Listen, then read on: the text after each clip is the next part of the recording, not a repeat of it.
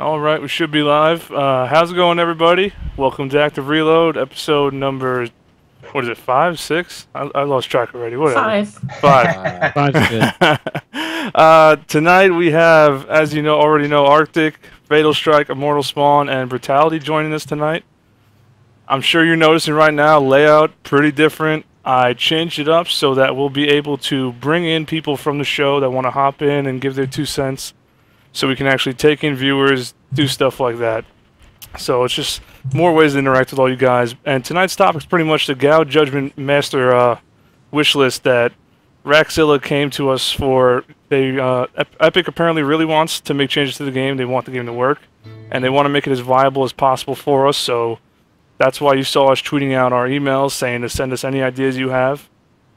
I know Fatal's been busting his ass on it. I've been up all day doing it, anything I can, trying to get some stuff together. So, I don't know, Fatal, you have some things to say, or whoever wants to start this off, whatever topic, go for it. I guess. I mean, do you want me to just go down the whole thing, or we'll just do like one topic at a time? And no, yeah, definitely, yeah, one piece at a time. You don't want to.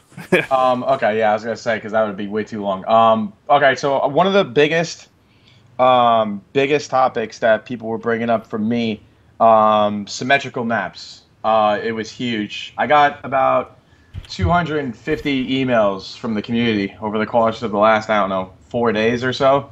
And the biggest one that was pretty much in every single email was, we need just better overall maps designed for the multiplayer game types. So like execution, domination, TDM, whatever you may have. The biggest deal everyone was having for the most part was people were complaining about the fact that sometimes you spawn with power weapons. Again, the FFA issue. So obviously, Epic will work on that. They were complaining a lot about the fact that the maps weren't symmetrical. So like on other game types like execution, things like that, you'd be chasing down people for the longest amounts of time if you have like a 2v1 situation or something like that. So symmetrical maps was a big one. One of the biggest suggestions by the community, which Epic already seems to be taking charge with, was that they were suggesting that bringing in maps from old Gears games, but already Epic posted on multiple threads that they were thinking about, doing some possible flashback opportunities. So there's a poll on the Epic Games website. You can go check it out. But that was literally one of the biggest topics that I figured I'd bring up first. Yeah, and just want to piggyback on the symmetrical map topic. I demonstrated. I think it's possible to run the game types that are desired with this game and still do it on symmetrical maps. So, I'm confident that that's possible. The only concern I have with it is, I mean, it's not like, hey, we got to make a map, let's do it, let's release it next week. Thinking about it, I'm sure they already had plans with their DLC, what it was going to be like already. These maps are going to go this month, these maps the next month. So, that was a concern as far as, is it even possible that the maps that we're going to see soon are going to be what we'd like? But I have a lot of high hopes for if we do see a classic map pack based on previous titles, we could do a lot with that. So that would be ton. Good. A ton. That might be enough, in itself. Yeah, classic map pack was something I know. We instantly thought of. I know Fatal was talking about it with me on Saturday. Classic maps, and thinking classic maps.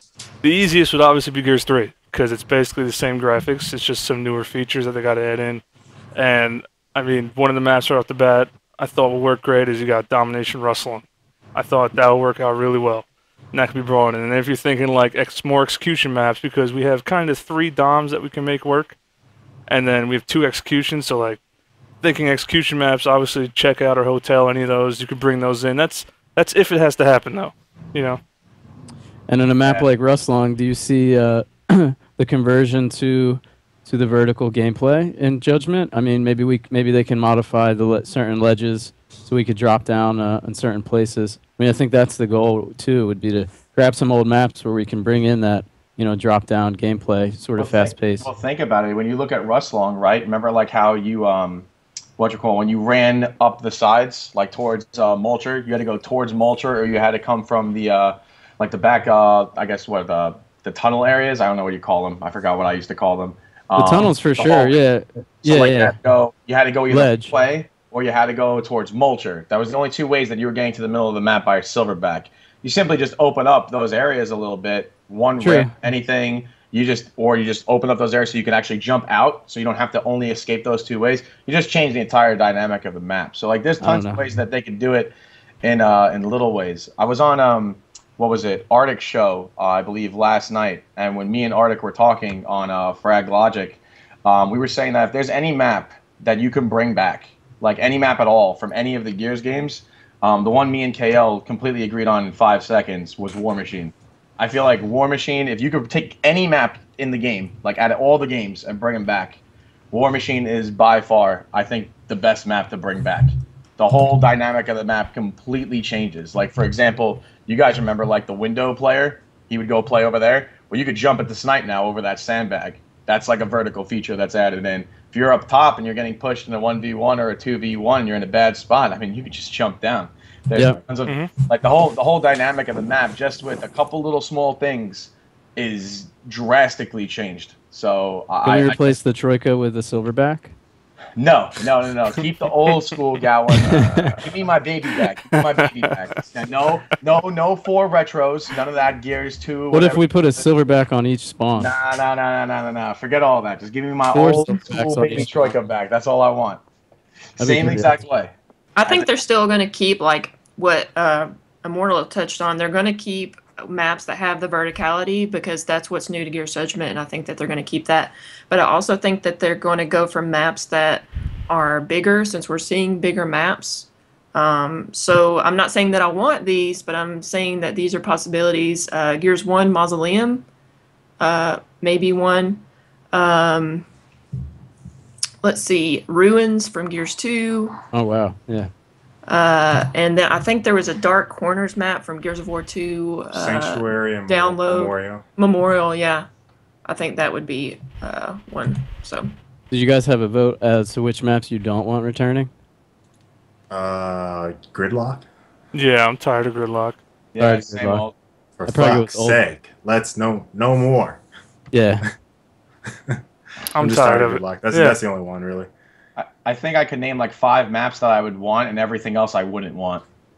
Yeah, that makes sense. I think Tyro Station I feel like might I could name work 5 or 6 maps, and anything else I wouldn't want coming back.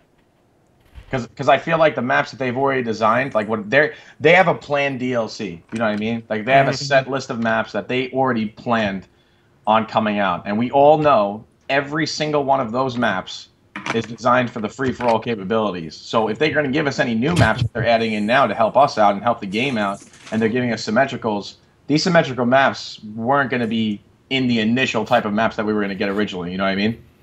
So if we're going to get something, like, I definitely want to push for something that's really high quality. Obviously, a community vote's extremely important, you know, in regards to what we get. But if it's Gal 1, War Machine, I hear Canals all the time. People were saying Canals, but I don't know. War Machine's my favorite. Other ones that I really like, because I know that Gears 3 is easier for them to do, like to make the map, like you were saying, Kenny. Yeah. I would say Checkout for me is a huge one. That's huge. Definitely agree with the Rust Long domination comment. And then, you know, I think you said about Dry Dock? What's up? Yeah, Dry Dock's good too. Dry Dock's a good one. Dry Dock completely changes on Gears Judgment because of that bridge area. Yep. The only thing with Checkout, and I love Checkout. Checkout is probably one of my favorite maps in Gears of War, is that it's just so linear. Like there's only one spot where the whole Judgment thing, and that's on Platte, really comes into effect. It's the only spot. I mean, that's a game changer for the map, but it's just like that one just doesn't utilize change what Judgment is all about. Would Nowhere work? There's only that one area. It's the house. You know what I'm talking about? The house. Did I miss a DLC? Nowhere. Nowhere. That sounds really old. 2. Yeah. Yeah. I think it was part of Dark Corners or the DLC before. It was Gears 2. I think it was Dark Corners. Definitely there was. Oh yeah, I remember playing Sanctuary from Gears 2.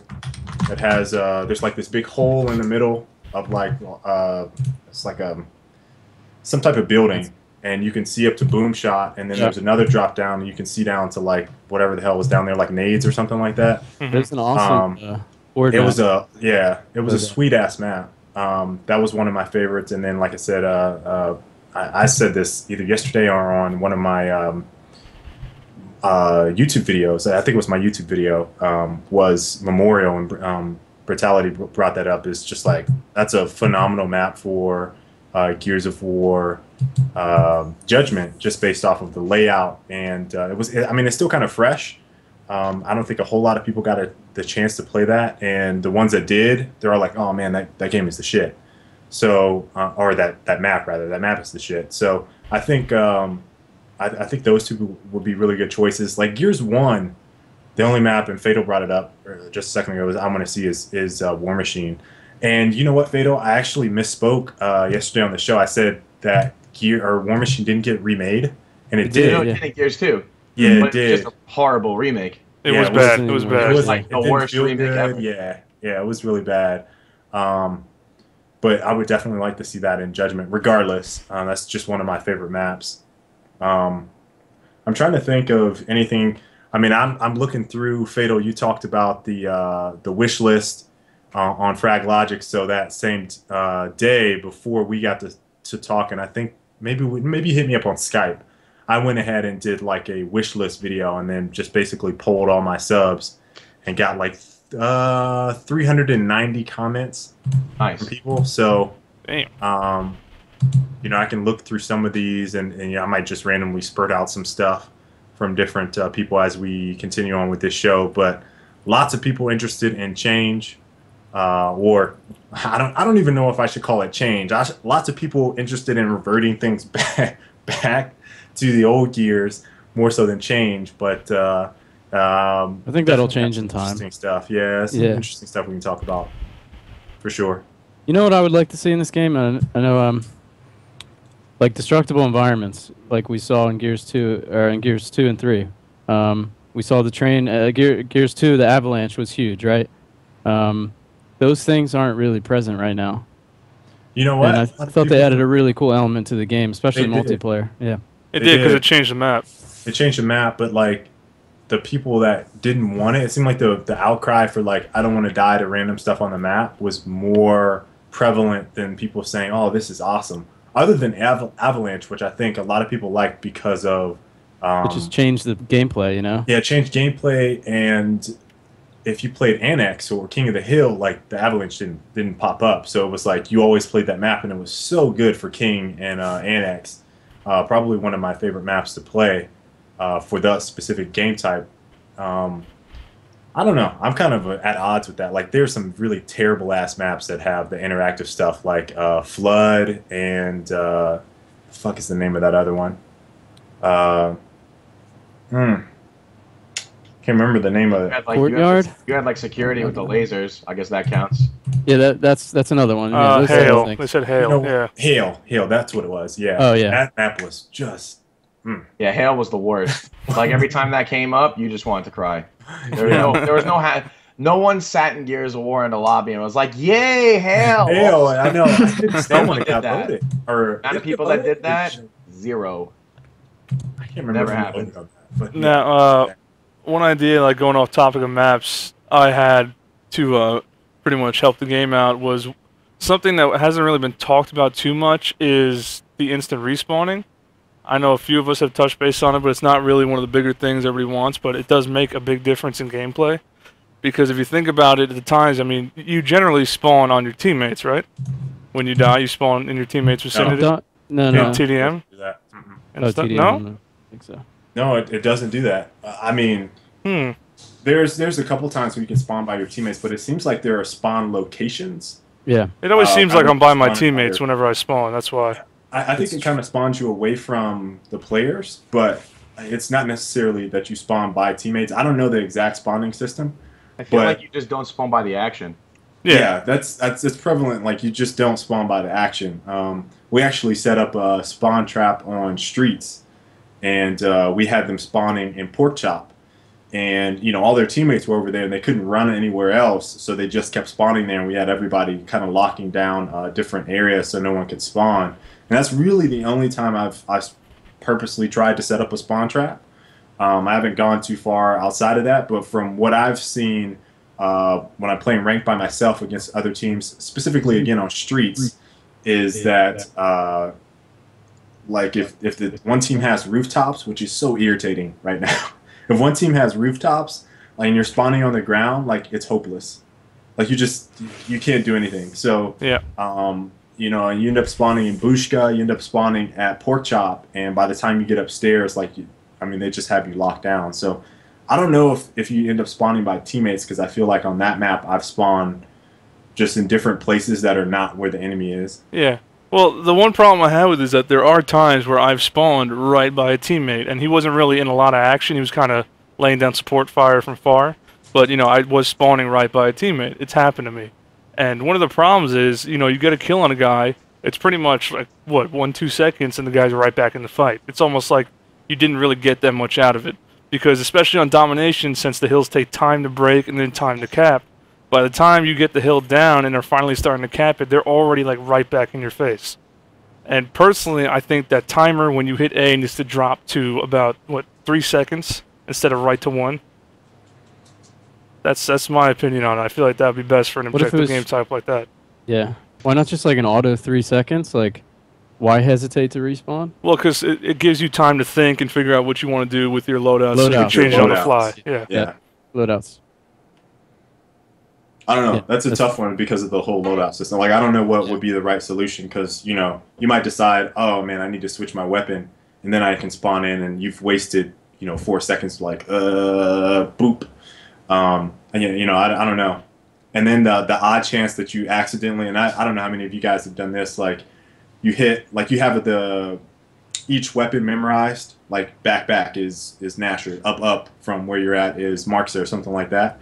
You hit it one too many times because you're trying to hurry up and get back in, and you have, like, a fucking retro. Yep. So, like, I don't know how many times that's happened to you, but then that's like a wasted spawn. So I mean, I really don't know what is the right solution based off of the weapon system that we currently have. I don't know. Well, I think the best solution is to at least buff that time when you hit A, because, I mean, then even if you accidentally hit A, you still got time to change that one thing. You know, it's not like you hit A and boom, you're already in, and you're like, crap, I forgot to change that. I feel like you should have an automatic time. You know what I mean? Like a set time before you respawn. I feel like, you know, it's pretty quick. You know what I mean? Yeah. In regards to how fast you actually respawn, what's the time right now? Is it 8 seconds if you don't press anything? If you don't press anything, but if you press anything, what is it? 3? Just like 1. No, it's 1. You could go faster, right? 1 or 2? It's really It's quick. 1. Yeah, I feel like it should be an auto, like 3 to 5. You have to wait before you can instantly get back into the action, because you should be punished a little bit for dying. That's the only game type that really comes into play is like Dom. Yeah, that's what execution it doesn't matter. I mean, execution doesn't matter. Free for all. Although in free for all, what I tend to do is cycle cameras like as quickly as I can, see where everybody is, because it lets you see everybody. Yeah, I mean, it's good. Like, the instant spawns aren't terrible for some things, because, I mean, it's non-stop action, so it's kind of good to watch. But, like, from a gameplay perspective, when you're playing, I mean, you get all these kills, you go to push up, they're already back on the field before you even get to really what you want to do. And they're already contesting you again. You know, if you think with Halo, how they always had it, they die, 5 seconds, they're back in. So if you drop it to 3, then it's basically 5 seconds, because you get in, hit A to drop it down 1, maybe 2 seconds, and then it's 3, 2, 1, and you're in. Yeah. You see what Jim said? He said we had a delay in and people hated it. I mean, it's like, that's one of those things where it's like, if you're a competitive person, competitive audience looks for things like that because it helps the flow of the game.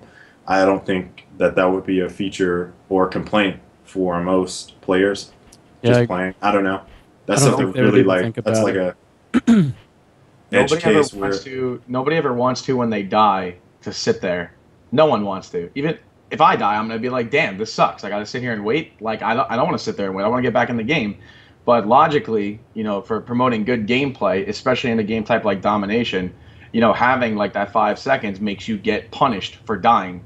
Your team is affected for 5 seconds for dying. Like, it does balance out the game type a lot better and makes you really think about losing your life.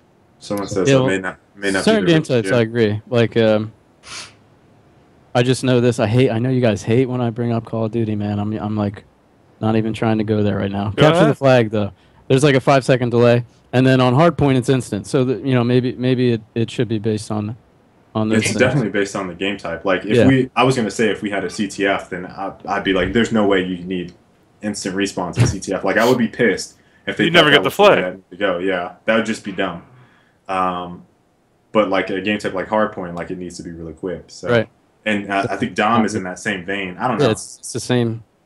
It's Well, there, man. It's awesome. then at least another thing I had on the list, you know, if say the timer's not in, I'm not really a fan of how like the time it takes to break a hill. I feel like I'm fine with it how long it takes to cap, but the fact that it takes that many seconds to break the hill is just it's too much. It should really be an instant break if there's nobody there.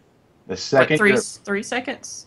Is that it? the second your body walks into the hill, the second your body is fully in the hill, it should be a break. Yeah. No question. Even in Gears 3 it was kind of slow. Sometimes you'd get in there and you'd be in there for like almost a full second and still didn't break. You'd be like, "What the hell? I just ran through the hill. How the hell did I didn't get a break?" Like it should be instant. The second you touch that hill, it should be a break. There's no doubt in my mind that it should be like that. Yeah, I mean, and when you're individually trying to break a hill, that I don't know exactly the time because I didn't write it down, but it seems like a long time when you're in that slowly breaking it down by yourself. It seems like 5 seconds. I think it seems it's like a lot. 3. I'm sure there was testing on both like instant breaks and Yeah, there's reasoning behind it. I understand what they're trying to do. I honestly even think, I don't know how you guys feel about this. I even feel like with capping the hill, it takes a little long. You know what I mean? Yeah, but like if you're a rifle player and someone's capping the hill on you, like if they instantly break it, I mean, the thing about it is if someone just gets in hill and you're guarding it with a rifle, you're able to shoot them a little bit where they're not gonna be able to get that break. And it's not, if you were a shotgun player, then yeah, maybe that 1 second would. Well, that's the pros and cons of using a rifle. Yeah, it's all situational. It's situational, but it allows the rifle player to play defense on a hill and not allow a break when they're actually sitting right there. I don't know. Yeah. You can't make it too easy for rifle players right now, and like that's another thing I'm trying to touch base on. Like the rifles they're good in almost any situation. They really are. Especially the thing I think is like in regards to, I think you know where you're going with this, Kenny, is yes. In regards to the rifle, we talked about this. See, the thing is like the shotgun is designed to be what? A close range weapon, right? Not a far range weapon. Mm-hmm. The rifles are designed to be medium to far range. However, don't worry, guys. If you want to play close range with a rifle, you got a reticule on your screen to help you out, and on top of it, you can melee. And you can just melee the player the second they get close to you. Roll back up a tiny bit, and boom, there they go. They go right down for you. So the rifles are not the designed reticule on for... screen is like. Oh no, I don't care about the reticle on screen. That's not it. Yeah, No, I'm just bringing up the I like that's it. a little easier. I like the reticle on screen. In fact, I don't even notice it's there, honestly. But the problem is, a rifle player, and it was even happening to me last night in ranked match. We ran into that one super serious ranked squad. Okay, just playing with viewers, and I'm trying to push this guy 1v1 with a Nasher, and I'm not just running straight at him. I'm bouncing around, throwing stuff at him, trying to get in his face. And all that really happens is a guy is going to spray his rifle at you, right? Once you finally get in close enough for that one-shot chunk on your Nasher, he just swings. Instantly swings. You get knocked back like he just cracked you with a baseball bat. And then right when you go to shoot him, he's rolling back. So he's already out of that range to get chunked, and then guess what? He pops up, shoots you, and if the melee didn't kill you, that one bullet's going to kill you. And that's really it. I mean, a rifle... You're supposed to have reasons to use the guns in certain situations. Nasher's supposed to be close range. Rifles like the Lancer and the Hammerburst are supposed to be mid to long range. They should not be so good at close range. That's the thing. 100%.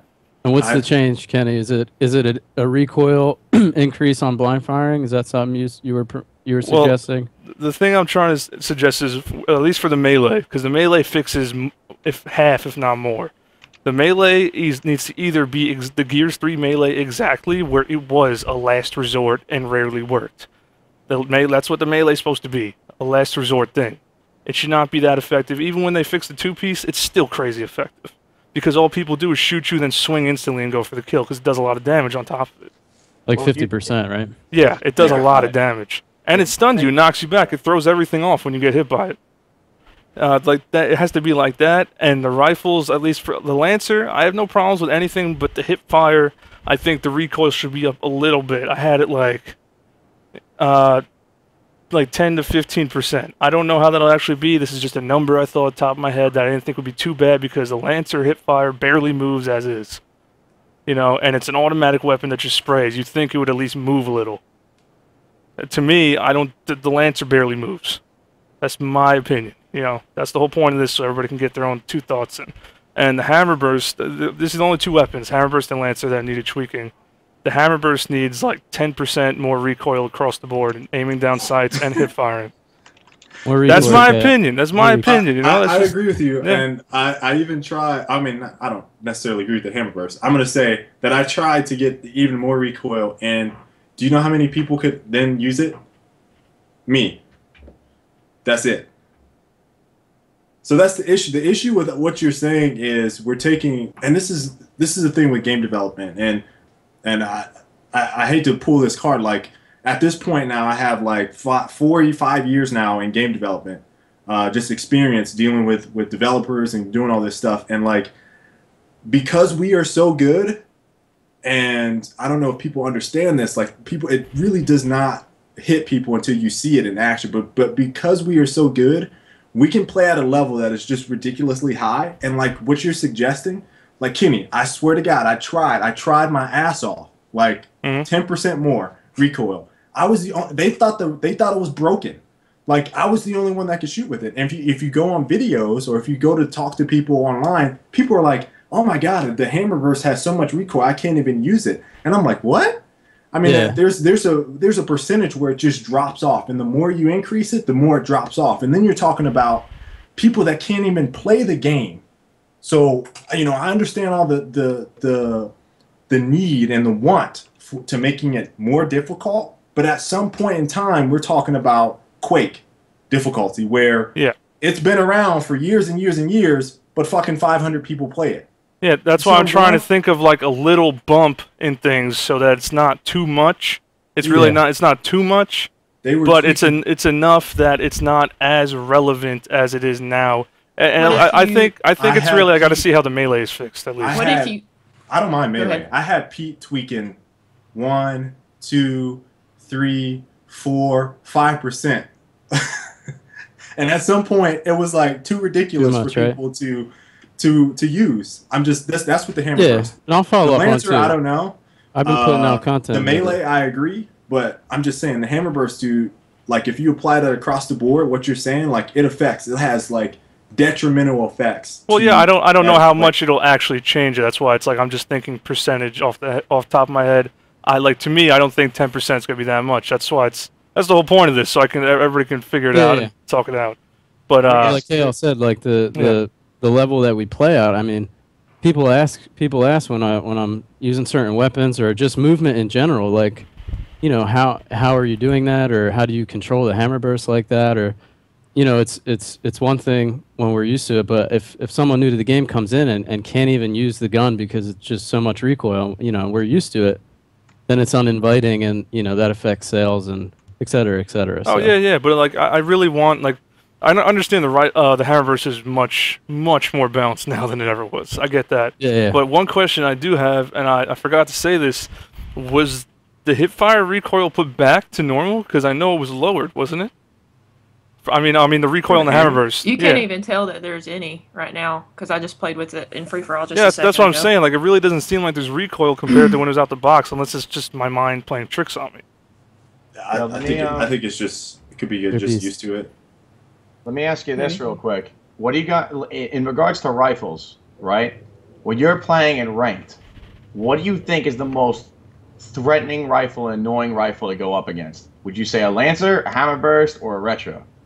Hammerburst. Yeah, we could just go around. Just go around, just like everyone. Just put your vote in. Like, what is the worst? Like, you just feel like close range, not far range, close range, you are just getting bullshit. Sure. Which one? Out of all of you? Close range, I'm getting bullshitted. Well, you feel like it's too good close range. Like, which I think the Lancer is the rifle that I fear the most. I haven't seen anyone abuse the Hammerburst so much where I'm like, dude, that's so unfair. I've never seen that. And I felt that. The Marks is like so fun and cool, but like I'm not really nervous to push somebody with that as much. That doesn't really bother me. I think it's a really, really fun gun, but I've never been abused by it. And the Lancer is probably the most thing where I've been like, you know, slightly frustrated, but you know, that's been tweaked and things like that. So it would be, but today, if we said right now, it'd be the Lancer for me. Yeah. Mine would probably be the hammer burst. I mean, if I don't see a lot of people even use the classic hammer burst or regular hammer burst in play, but if I were to put them on an even scale where Lancers equals hammer burst would probably be the most abused as far as close range weapon. But I mean, it's not, I think it's good where it is because Lancer, you're holding down the trigger. With the hammer burst, it kind of depends on how fast your trigger finger is, so I think it equals out. What about you, KL? Man, I'd probably say Lancer. Hammer burst. Like me personally using the hammer burst against other people. Like I've just destroyed people up close and far away. But like the odds of me running into someone else, like I mean, I saw Immortal do. I've seen all of his free for alls, and like he can wreck people with the hammy up close, far away. And, like, I feel like that has the most potential burst damage-wise to, like, really fuck you up.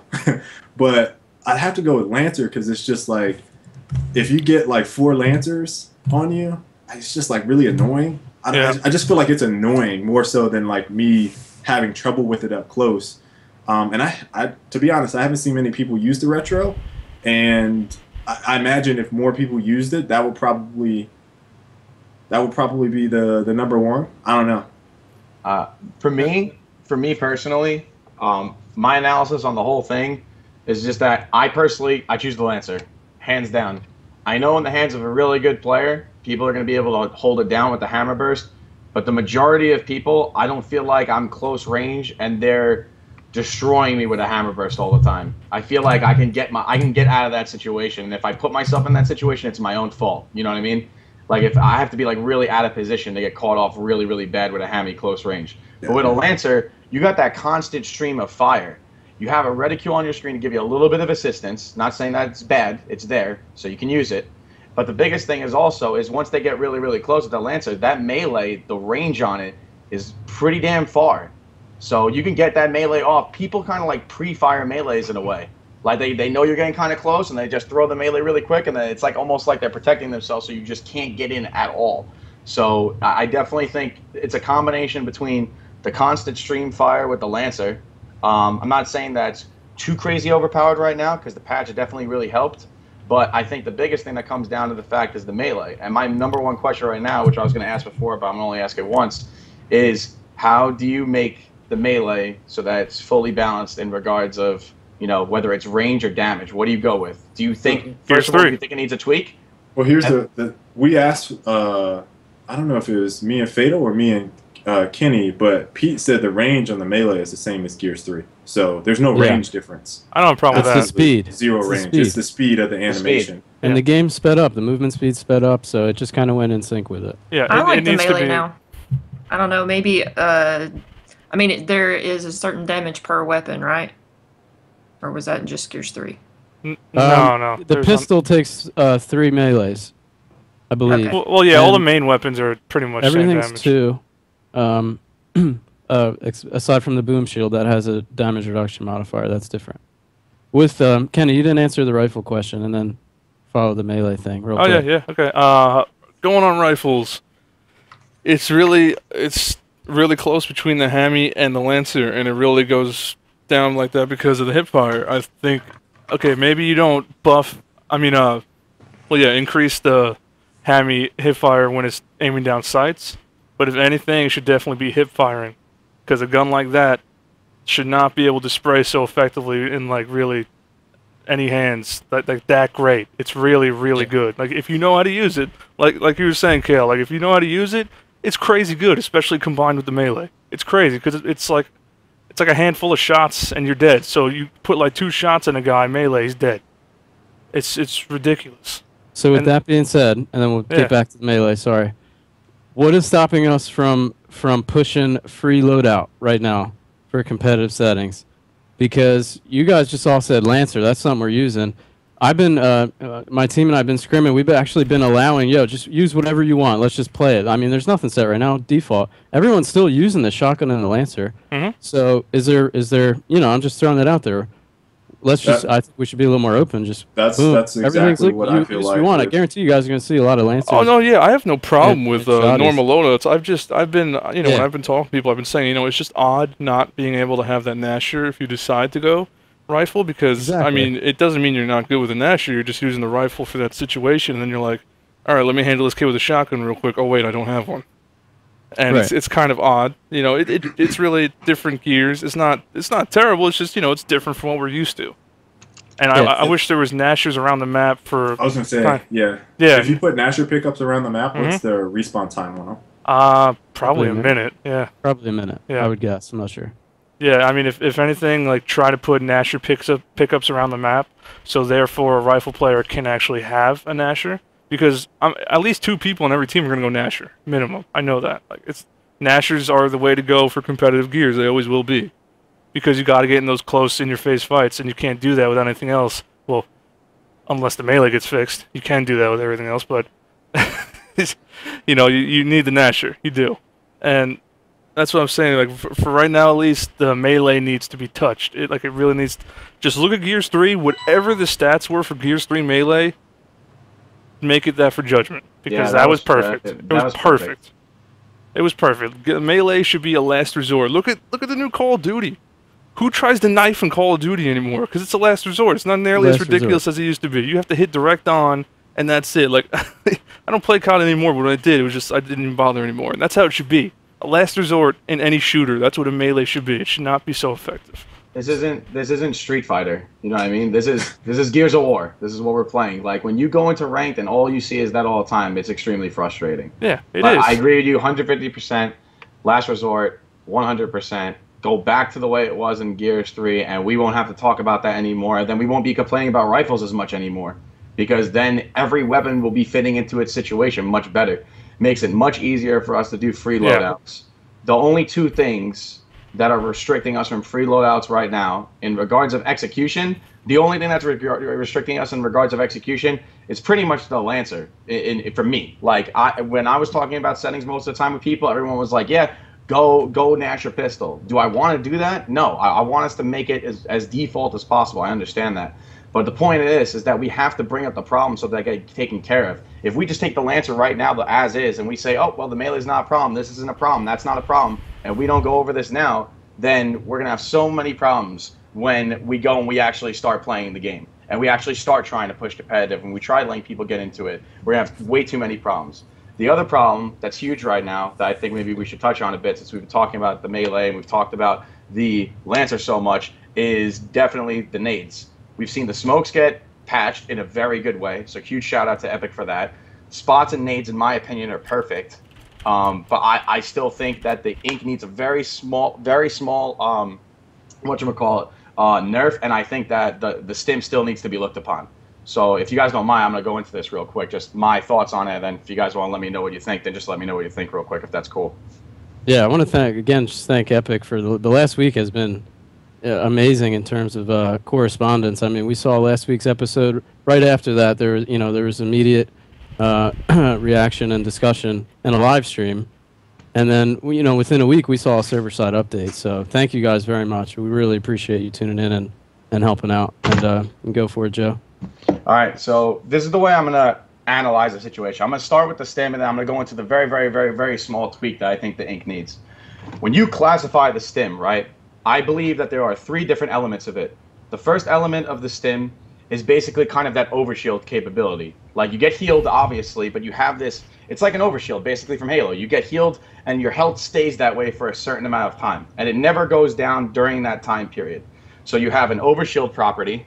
You've got an AoE, which is an area of effect. So you have a cloud that you can throw into the floor, and within that area of effect, you're going to be able to gain your health back. So you have an area of effect, you have a also the overshield capability, and then you have a percentage which you heal and how fast you heal. So 3 different elements. So you heal on frame 1. So the second that stim hits you, you are back to 100% health, right? So that's 1. 2 is AoE. So you've got an area of effect with a certain amount of space that cloud takes up. So for example, let's say it's most of the area of a hill, pretty much, in domination. And then you've got this overshield factor, right? For me personally, I think the biggest problem with it is not so much the AoE and not so much the fact that you heal on frame 1 because that's used for so many situations. For example, you jump off an area on the map, you throw it below you. Well, now you're full red, but the second you hit that on the ground, you get your health back, and boom, thanks to the new patch, you're out. So it promotes the good gameplay. But I think the biggest problem with the stim, and I think many people will agree with this, is that overshield factor. I think that overshield factor is why everyone is constantly complaining. The stim is designed to do what? To heal you, right? So it's awesome. It's a great concept. But when it heals you, and it gives you this overshield property, and you can basically push into people and not be punished by any supporting weapons or anything like that whatsoever, I think it becomes a big problem. So my first question, and then I'll go into how I, fully think that it should be, nerfed, is out of all 3 categories, how fast you heal, the amount you heal, which is category number 1, 2, the AoE, so how big that is, or the overshield. Out of those 3 topics, what do you guys think needs to be taken down? Like, what do you guys think, if we're gonna make stim work make it work and go all default, what needs to be done?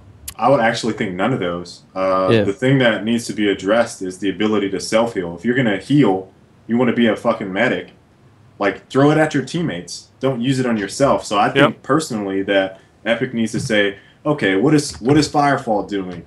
What is oh man, there's like 4 or 5 games. I can't think of all of them. I know Firefall for a fact. Team Fortress. There we go. Return to Castle Wolfenstein. Yeah. Did they have that too? Yeah, Wolfenstein did too. You could not heal yourself. You had to heal your teammates. So why they make it so that you can throw it down and then heal yourself and run into someone with a Nasher because you have your stim, that doesn't make any sense. So I wouldn't allow self-healing, which is not anything that you address. That'd be my first one. Well, now, of what you said, maybe the amount that it heals, like, it shouldn't be a regenerative property that keeps going. Like, if you hit it, then it should be that one time instead of repeatedly. So, if you are down at 50% health, you throw it down, you regenerate to, I don't know, say 150% or whatever, and that helps you out. And that's if self-heal was in. Otherwise, I mean, the only thing I would address is, like, if you're going to use it, your whole team is going to pretty much, or 2 people are going to have to waste their nades if they want to, heal you and then heal a teammate. I mean, you've basically said, okay, we're going to go all stim, which is pretty dumb in my opinion if you're trying to go competitive. That would be a bad choice. Yeah, I think the best thing, and we talked about this, I think it was a couple weeks ago, I had said that too, like, you shouldn't be able to heal yourself. You shouldn't with the stim, but I think one of the easier ways to do it, if anything, and I think it'd be pretty effective, is to kill how long it even lasts. Make it like 2 seconds, throw it down, by the time it heals you once, it's gone. And that's really all it's for, to heal you back that one time. And when you're and when you're in a 1v1 right now, what is it, 4 or 5 seconds it lasts? 3? No, is it down to 3 seconds? It's down to 3? Whatever. I mean, yeah, I'm not perfect with these times, whatever. That's okay. Yeah, it seems like an eternity when that thing's down and you're fighting in a 1v1. That's the thing, though, and not to cause an argument. I mean, I've been on the stim grenade thing from the start, preaching how I just have not been abused by this grenade, and it boggles my mind that we're still complaining about it. But the thing about it is, if they're using the stim, you just don't fight, man, unless you have. You're going. Oh no, yeah, I've said that. You run away. Just wait a few seconds, like. And it is what it is, and that seems so, like, a lot of people agree with me, and some people are just like, nah, it's too crazy. But you just want to fight with that shotgun battle right now. You don't want to wait 3 seconds to fight the shotty battle. Well, you have to, because that's the point of the grenade. It's an overshield. It does what it does. Knocking it down another second, I mean, I don't know. I don't think it's going to change what it does. I like your idea, like thinking about it like an insta heal, man. You just take that, you drink that one potion, bang, you're healed up. Your red 4 point is gone. That's cool, but it doesn't work like that. It's a grenade, and I don't know. I just don't see why we got to change it again when it was already dropped. But that's what this is all about. We have different opinions, and that's where I'm at. The way I look at this, right now that everyone's spoken your mind, right? Like in regards to that nade. If you take away what I'm talking about, that overshield factor, then it's exactly what all of you have just said. You all spoke about how you want it to be an insta-heal. You drink your potion, you get your health back, you're good to go, right? Well, that overshield factor I'm talking about is when you continuously have that health staying at full health. You hear me? So, like, if that's taken away or at least knocked down a bit, it's much easier to reset the situation in a 1v1 situation. So now you can reset the situation easier, and it becomes a lot more balanced. That's the point I'm trying to make, is that the AoE isn't the big deal. In regards to how much health you get isn't a big deal. It's not a big deal if you're at 10% health and you go back to 100%. That's what it's supposed to do. The big deal, like all of you said, was the fact that how long you stay healed, right? That was one. And two, using it on yourself. But in regards to all the other nades that are at your disposal, and this goes back to your first video when you did the whiteboard, Rob, was you were saying that, well, if you use the stim grenade, you have no other grenade, right? So you have nothing else to use now. That's your grenade. You've used your stim grenade to either get your health back. You haven't used it in a situation to really, take out other people or use it for basic, giant map control like the other nades are used for. But the big point I'm making is if you drop that, I'm calling it an overshield, but if you drop that, the amount of time that it stays automatically full health, then everything you guys just talked about has already been taken care of, in my opinion. Would you use it still? Would I use it? I'm not saying it has to be totally gone.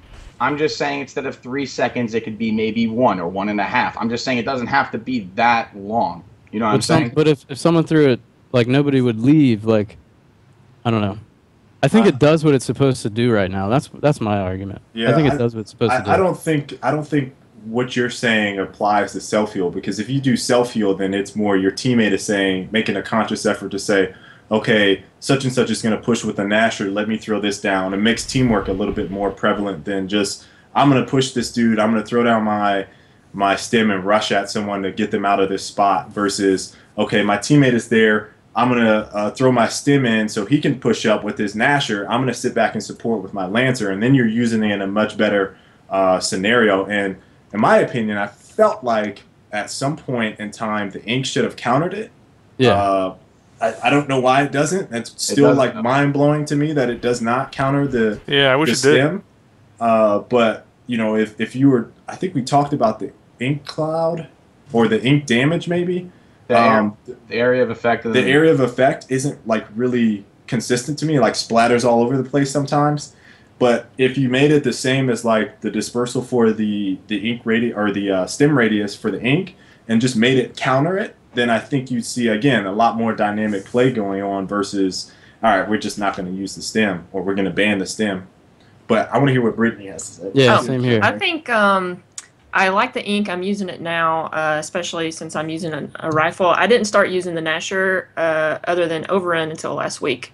So I like the use. I use inks or smokes with my rifle as they are now, and I'm liking the inks a lot, the way that they are. As far as the stim grenade, I hate them with a passion, but if they are going to self-heal, I think that a headshot should cancel it out, or damage to the head. If it's damage to the body, then it'll work for that, but if it's a headshot and it goes through the stim nade, I think it should count as a headshot. Well, right now you died of headshots in stim. Am I not correct? I've actually marked the headshot people like 2 shots while they're sitting in their stim like idiots, like boom boom, and it kills them. Yeah, you get it. I mean, but it probably needs to apply to all rifles. I think that's what you're trying to say. Okay, yeah. I mean, like that. I mean, and damage from like the pistol and things like that as well. I've been in a Nasher battle where I've had gotten some headshots off and it didn't work, but maybe that was just me. I don't know. But Nasher's a different topic. Yeah. Do we all agree that if the ink countered the stim, then none of this would matter? Yeah. I don't think it'd be none I of wish this. it'd be a lot better. I think that should happen. I agree. I think that counter should happen, because it's not going to be a scenario where they have an ink and I have a stim all the time. I mean, it's a variable for sure. I mean, those are 2 different loadouts, but I think it's fair for it to counter. I do. I don't know. Maybe like 50%. Maybe just not. You don't die. You don't like instantly take ink 100% damage in it, but maybe it bleeds you out a little bit. Yeah, it would just need to do something. I feel like if the ink took care of the stim a little bit, then this whole rant I had about the overshield factor and about the fact that people are throwing at themselves all the time wouldn't be as much of a big deal. Like Krill or something like that. Yeah, I feel like that would help the situation. But would incense also counter that? What's up? Incense? Yeah, they do. Frags do. I mean, I'm usually wrong with a frag. And when somebody charges me with a stim, I throw a frag on it, and they run straight into it and die, and it's so funny. But that works. You can tell how funny it is by the way. Everyone on the stream right now is saying ink counter stim. I want to No, tell it you doesn't. right now, it does not. No, it does not. Does not. And Well, unless it- there was I mean, actually a this video. I This didn't whole look the video. concept is completely incorrect. That ink counter stim. It does not counter stim. You It run lasts through an longer. ink and you heal faster and keep your full health when you run through an ink. It does not counter a stim grenade. That is a fact. Well, I want to put that on the table right If it now. says it, This then it's whole true. misconception. I've is tried that. It doesn't do completely anything. Yeah. incorrect. It's I mean, the completely cloud lasts incorrect. longer. If we're looking at it like that, then yes. But Cloud. yeah, you're not even using it like that at that point. You're throwing it down, and then you're pushing towards someone. Like Yeah. you don't sit in it. You don't sit in it and then have an ink thrown on you and then just sit there. That's not how it works. But yeah, Scalus and I tested this. It's like a weird, like I wish I got it from my POV, but you could see it on his. Oh, you guys can go ahead and talk. I'm gonna Oh, okay. Yeah. find this. Anything else on the list you want to talk about, Kenny? I know we got. I had some wanna cut- swaps I come up. I was telling you with before we started. Execution wanna- streets or just streets in general. I feel like this is going to be the best swaps, just from So- looking at it on paper and just Gears experience. I feel like this is going to play out really well. You want to talk about the default first, and then go over what you're suggesting? Yeah. Default right now, you have I'm gonna bring it You up got- on screen. Okay. Yeah, go ahead. Yeah, bring it up on screen. That works great. Let me wait for him to do that. Yeah, as you guys know, you got Bushka one tower, you have Torque in the other towards the rooftop, and then you have the long shot at the pork chop butcher in the second story, and then you have Incense down low and Hammer of Dawn on the roof. What I had said that would be the best for streets is you put Bushka Boom Shield. That way it's in middle ground and neither team gets to jump on it. You put a long shot where Bushka is, so you got opposite long shots looking at each other. And if you want to go for long shot, sure, that's fine, but you won't get to long shot before they get to Bushka, so it works out. And I think, what was it, Torque Bow? I was saying, you can make that ink or frag, whatever you want to do, whatever you think would be the better nade. It's really just make that grenade, make Hammer of Dawn a grenade, and Incense, I said, to possibly you could put a Digger there. Yeah. Because Digger's not too much of a weapon. It's really a weapon used to make moves and push teams out. It only really gets kills if somebody gets caught sleeping and doesn't hear it coming. That's do you really think? all it does. What do you So- think about I like that. That's actually really close to Venom swaps too. It's really similar. You got, let me just double check.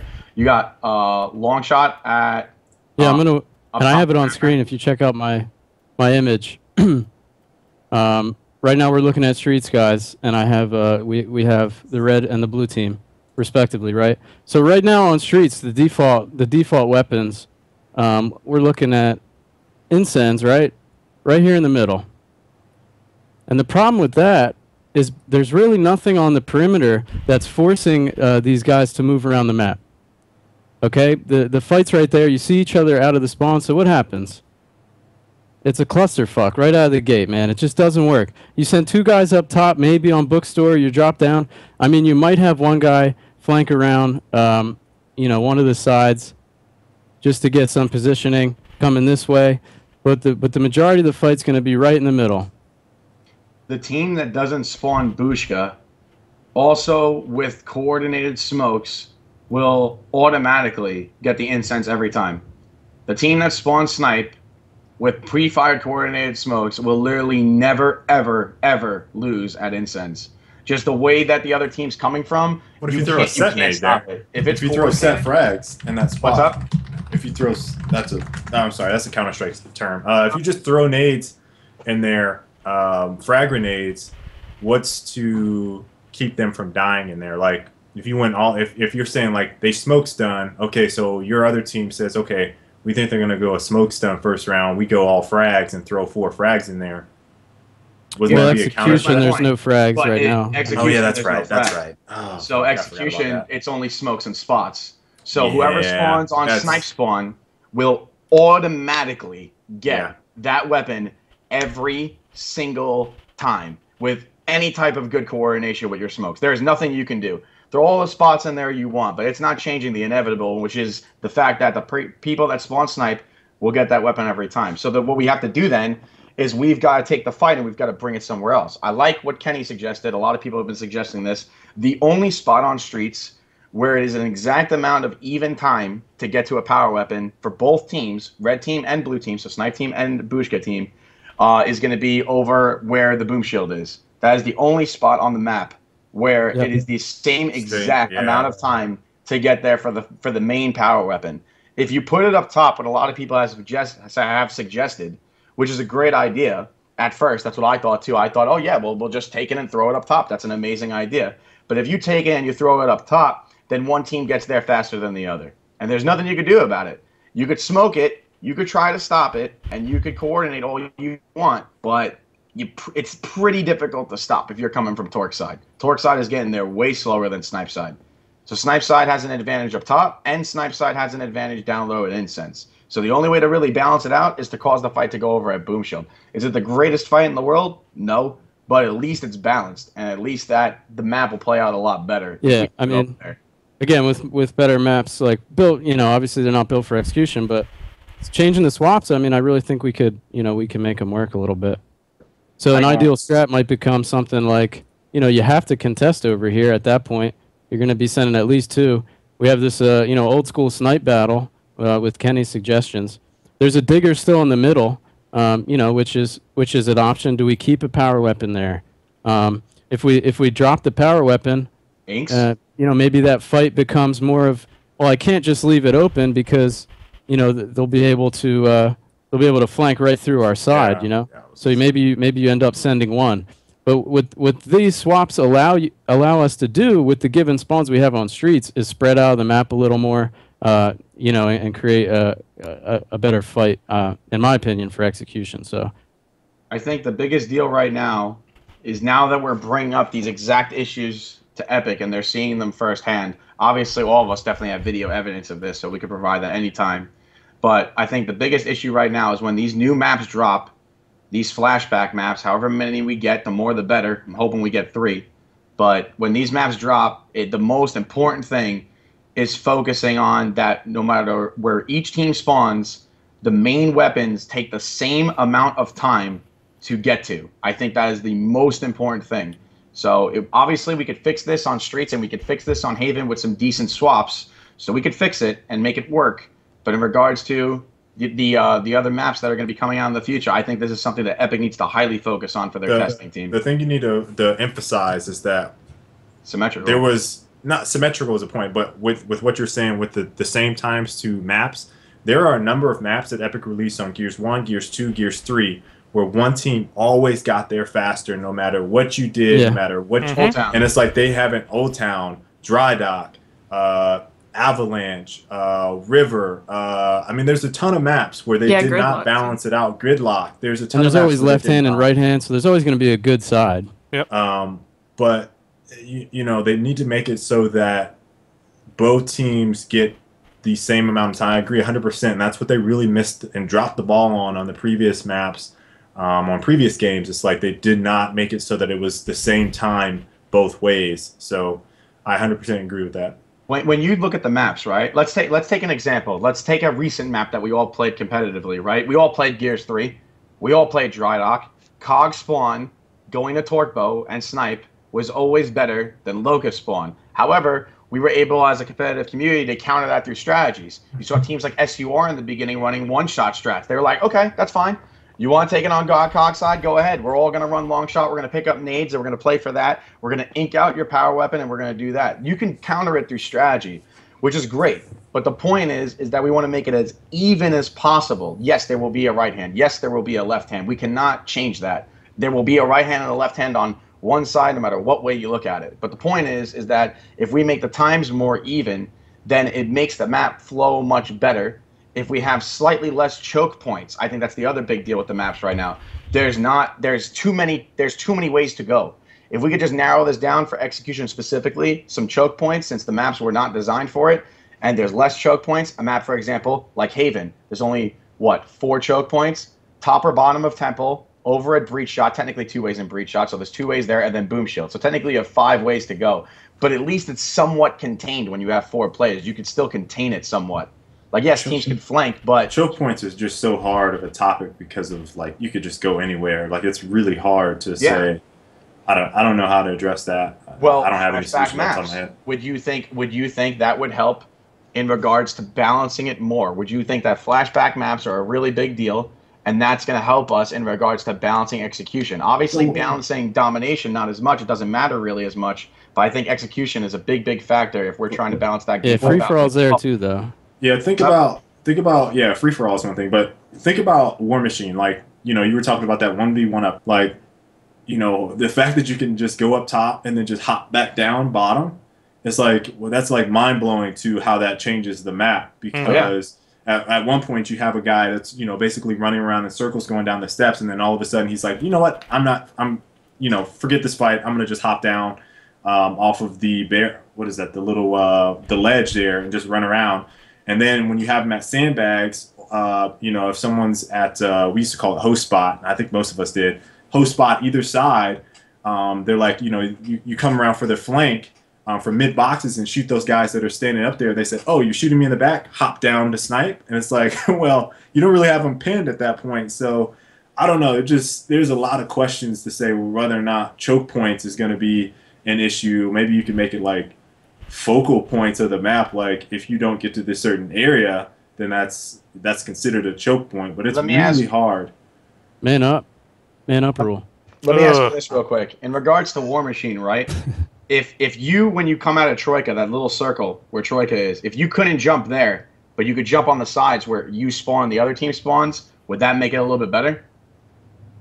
So that you can't just run to the middle, just hop over, go flank the other team. You know what I mean? Like if you jump up top and you hop down, then you're hopping down your respected side, unless you completely push out your opponent.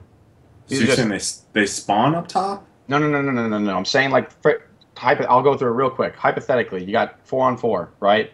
Yeah. Everyone goes to their respected spots. If you're going to back in the day, respected spot. Okay, I thought you said. You know what I'm saying? Then you got one guy going up top, you got one guy going host spot, one guy going window, one guy going snipe, right? Hypothetically, just basic strategy, right? If in that 1v1 situation up top, which is like a classic situation, instead of just running up to Troika and then just jumping down and just flanking everybody down low, if you could only hop down on your respected side, you see what I'm saying?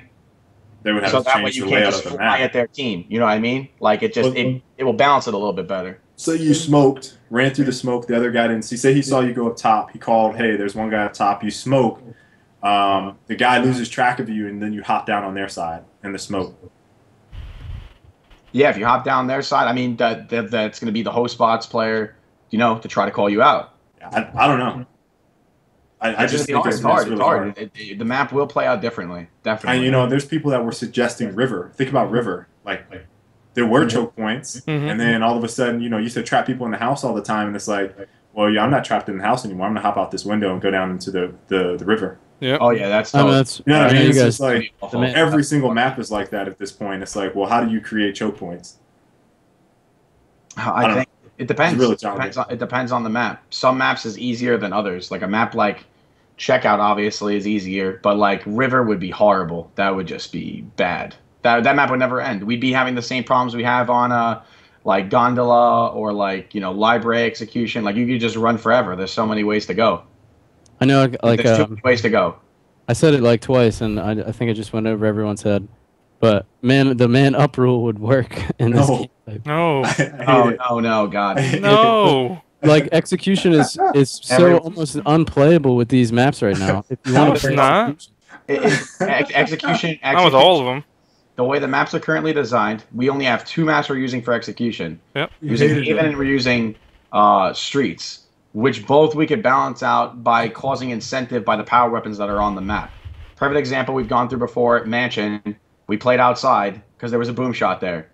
The entire mansion, nobody went in the mansion. The map's called Mansion. No one went in there. We changed the way the map was played through like power weapon placement. We could do the same thing in this game. I'm hopeful for the new maps that are coming out, because I think like they put execution out and they were like, oh crap, there is not an execution map, so they just stuck Haven in there, you know. Yep. And execution wasn't due out until like later this month or next month or something. So, you know, we wanted it, we got it. So they said, oh, Haven's done. Let's give them that right now. They can play with that, and then of course Streets works. So I'm positive about the maps that are coming up for us as far as execution goes. Yeah, I think it's gonna be drastic. Yeah, and I think at that point we'll have more to work with, and it won't be such a struggle trying to come up with swaps and things for maps that weren't designed for this game type. One topic that we're kind of talking about it with swaps now that I want to hit right now is, and Fado, you and I had this kind of conversation yesterday or the day before. Yep.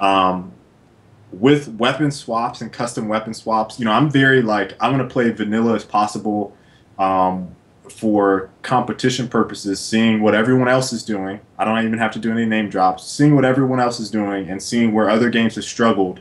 I will call out this game. Halo has struggled a lot with having all these custom swaps and stuff, custom community. They have an MLG, or there used to be an MLG playlist that you look at every other playlist, the MLG playlist has 2,000 people in it all the time. That's it. Never goes above that, doesn't matter.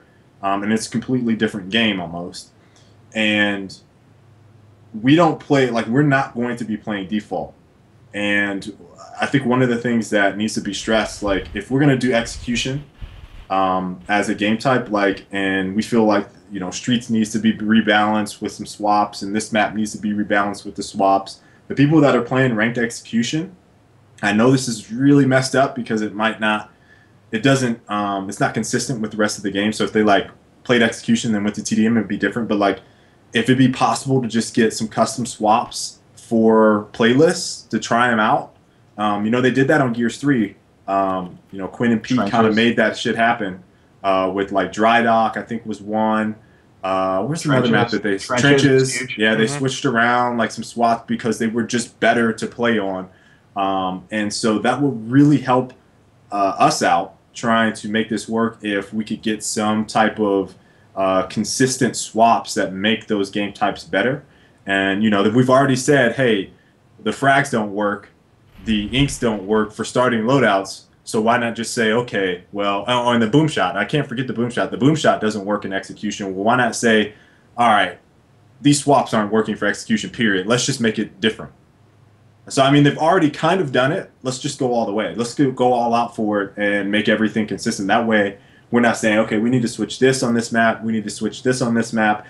And the people that play execution, if they watch, Hype or another online tournament for Gears, they're like, okay, I understand that because that's the default swaps, and they don't have to switch it around when they're in game because it's already default if they're trying to practice. I think the biggest deal right here, I agree with everything you just said. I think the biggest deal right here is in regards to us having to make changes. I'm not trying to put I have to. The blame kind of does fall on Epic on this part because they designed the game for free-for-all.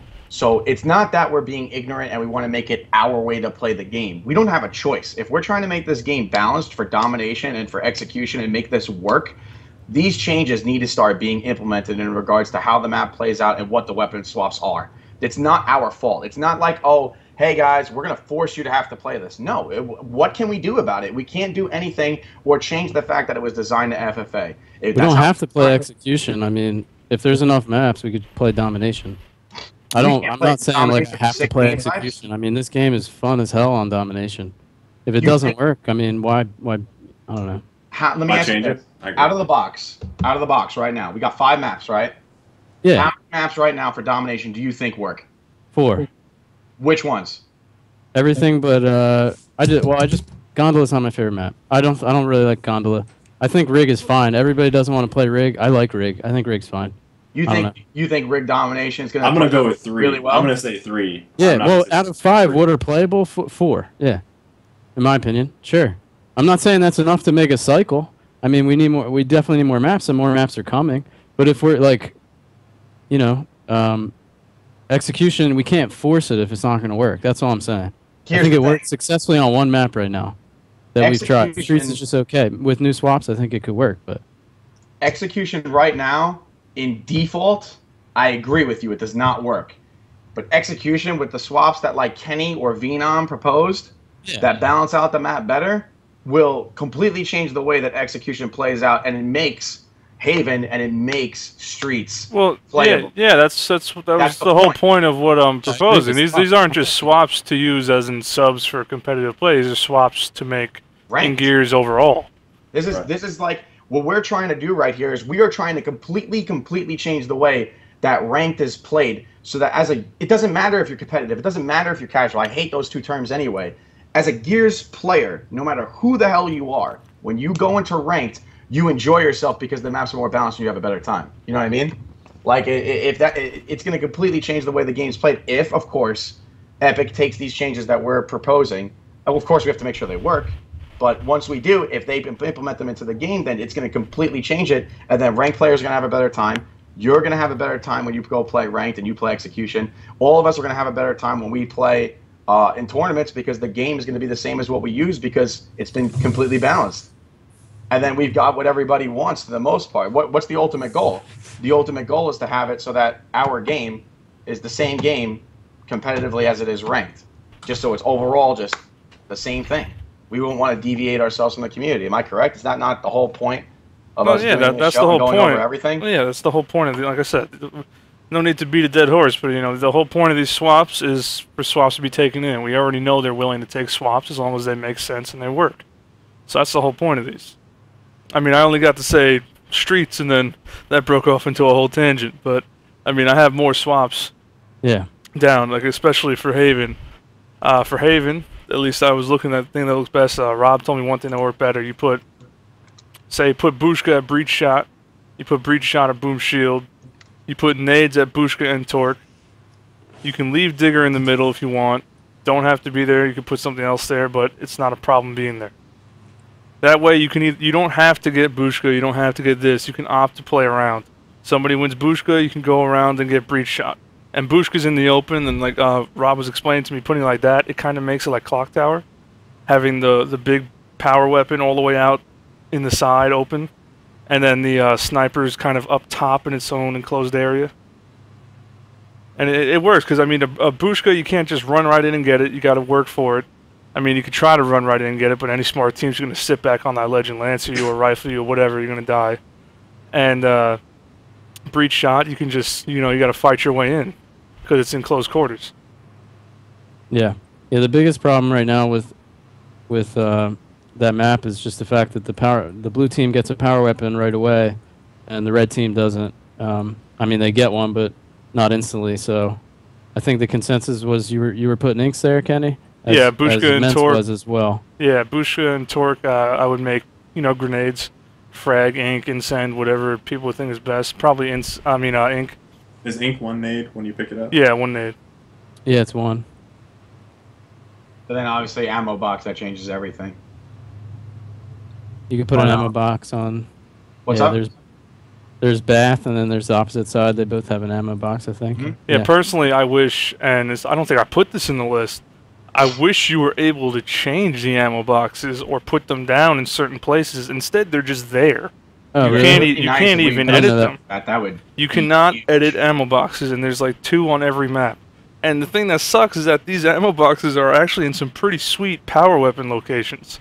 They're put in good spots, but you can't even play with them. They're stuck. With those ink grenades that you swapped, like, I almost just want to take both of those away. I mean, it's just annoying that the blue team gets one immediately and the red team has to go out of their way. Go out of their way to grab it. By the time they get to the fight, in terms of execution, it's kind of like pointless. Yeah. Well, yeah, if I could, I'd rather have nades at those ammo boxes because that's perfect. Yeah, and you'd prefer that. Yeah, that would be better. Yeah, nades at the ammo boxes and the ammo boxes over there would completely change the map and balance it out much better. And then both teams would get their weapon at the same. Again, it comes down to times to get a power weapon. It's the same concept, same problem. One thing really, really small, I only want to touch on it for maybe a minute. We spoke about pretty much everything today. We spoke about inks, we spoke about stims, we spoke about melees, the weapons. The only weapon that we didn't touch that I do think needs to be touched upon, only for a second, is the shotgun. Kenny, I think you had the same cliff notes I did, and I had a lot of. This was a huge one for me as a response to emails. How many times it was mentioned. The 2 things I think needed to happen with the shotgun. It's so close to being perfect. Is that you have to get, I think 16 bullets does matter. Yeah. I think it will help out the game in all the game modes overall play better if you start with 16 bullets rather than 8. Mm-hmm. And the only other thing that I think is going to really, really help, because everyone's complaining about these point blanks all the time, is slightly, and I mean slightly, when I say slightly, I mean ever so slightly, we're talking 5-10%, just bring that spread in a little bit. just about 5-10%. And I think some of you guys have the same cliff notes as I did with that, and that was a huge one that everyone was mentioning to me in my emails. They were just like, just that the spread needs to be in the reticule. That's all I'm saying. Like a small percentage, bring it in, just so that's inside the reticule, so people, when they point blank someone, they don't feel like those 6 pellets that are outside the reticule are not hitting. That's all. Do people understand, and this is just a general question, do you guys understand by a tighter spread, you make it go further? Oh yeah, yeah, of course. And so it's more accurate at range. But it's basically useless at long range or longer ranges right now. So I mean, it wouldn't really affect it. I don't think there's a damage drop off, so it would affect it, and that you're hitting more people at a further distance. So we're going to be introducing either a Gears 2-esque. No, not even close. I promise you guys, with the tighter spread. No, the thing is, like, with Gears 2, I mean, and Gears 3 and all that, when you hip fire, I mean, that's your thing. There's no L trigger. If you just bring it in that little bit, that was the difference in Gears 3 and 2. You could L trigger and just bring that spread into a tight circle. You can't do that here. So, I mean, if you just pulled it in that there is no tiny damage bit. drop off, though. So that is what I'm, like, you guys don't understand. Like, there's no damage drop off. So, like, you're going to be 2-hit, 3-shot, or 3-shotting people, like, pretty far. Like, I don't know. This is just something where I'm very against this, like, proposed, let's put the Nasher spread inside the reticle. I don't think people realize how that affects long-range play. Like, you guys are basically asking for a Gears 2, Gears 3 Nasher. No. Inadvertently No. was saying, let's put it inside the spread. No, that tiny movement is not going to even, it's not going to get close to something like that. It won't. It's not possible because you can't make the spread that tight. In Gears, a tiny movement like that, you're just bringing in the box of this little movement. You're not bringing into that tight circle, that power shot that you could do in Gears 3 and 2. Have you seen the spread at range? Like, have you tested it up against a wall? If you stand pretty far back and see how far it spreads out? Yeah, it spreads and out then you're pretty damn to put far. It inside the box? It spreads out pretty far. Yeah, shooting that thing long range, I'm lucky if a pellet hits somebody. Here's the thing. When you look at Gears of War 3, right? There was 3 different types of shotgun pellets in Gears of War 3, right? What was the most accurate? The most accurate shot in Gears of War 3 was a quick L trigger, right? It was extremely small. It probably took about maybe 50% of the reticule. It was extremely condensed. The second best shot in Gears of War 3 was an L trigger. An L trigger was about, I'd say, only takes about 60 to 65% of the reticule. So again, it was still much, much smaller than the reticule. Hence why it was so good long range, and hence why it was so devastating as a gun period. And then the blind fire shot was within the reticule. But the blind fire shot was not anywhere near as accurate as a quick LT or an LT. So the whole point all I'm saying is 80% or 65% of the people use the Nasher in this game right now. You guys are asking for a tighter spread on a game that's already Nasher heavy to make it even more powerful, because it's going to be basically effectively taking people out of it. Yeah, but the game is only Nasher heavy because we're I'm talking about the slightest difference. It's not going to be as drastic as you're making it sound to be. Yeah, when it comes down to a game being Nasher heavy, we don't have a choice. Why am I don't want to use a damn rifle. I want a shotgun. I have no opposition to it. Do you guys understand the gravity of what you're asking? No, I know, but like you're thinking it's gonna somehow turn into that super tight like circle spread, and it won't even come close. 5%, that little movement, there's no way that comes close to a GAU 2 or 3L trigger. You said inside. Again, I don't care about 5 to 10%. That number is negligible. Inside of the reticule is what I'm hearing. Inside my number on my notes is 5%. 5%. That's what I want. That's not even going to come close. Bring it in closer. All I'm saying is bring it 5 to 10% closer in. If it's still outside the reticule, then fine. But I'm talking about bringing in just a little bit, so it's a little bit more consistent. I really want you guys to test it. I would love to be able to test it. I imagine you guys would be like, "Oh man, it's so fucking sweet." Well, this is the thing. I don't know how these things work. I would love to be able to test it, but I don't know how much it's going to actually affect it. So I'm just spitting numbers that I think will work. Brett, I've seen this. How do you I'm feel just about gonna throw it? this out again. This is something I've seen. 5 to 10% spread on a shotgun barrel drastically changes it. That's the only part I want to make about it. Is like, we're trying to do, balanced weapons. If we want to make it shotguns only, then, tightening the spread is definitely going to make it that much. I mean, hey, listen, I love CQC Gears. That's what it's all about. But whatever. Yeah, I think it's a huge adjustment coming from Gears 3. The shotgun is very different.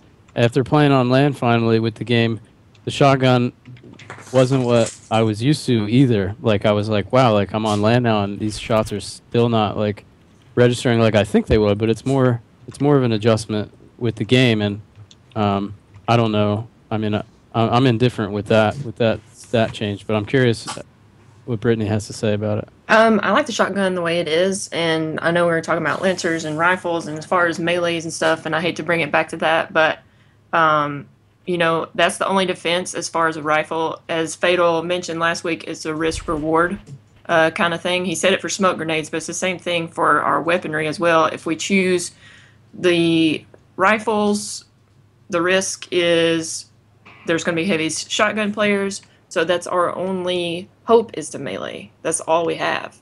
As far as the Nasher goes, it's supposed to be a close-range weapon, and I don't think the spread should be changed in order to get more range on it.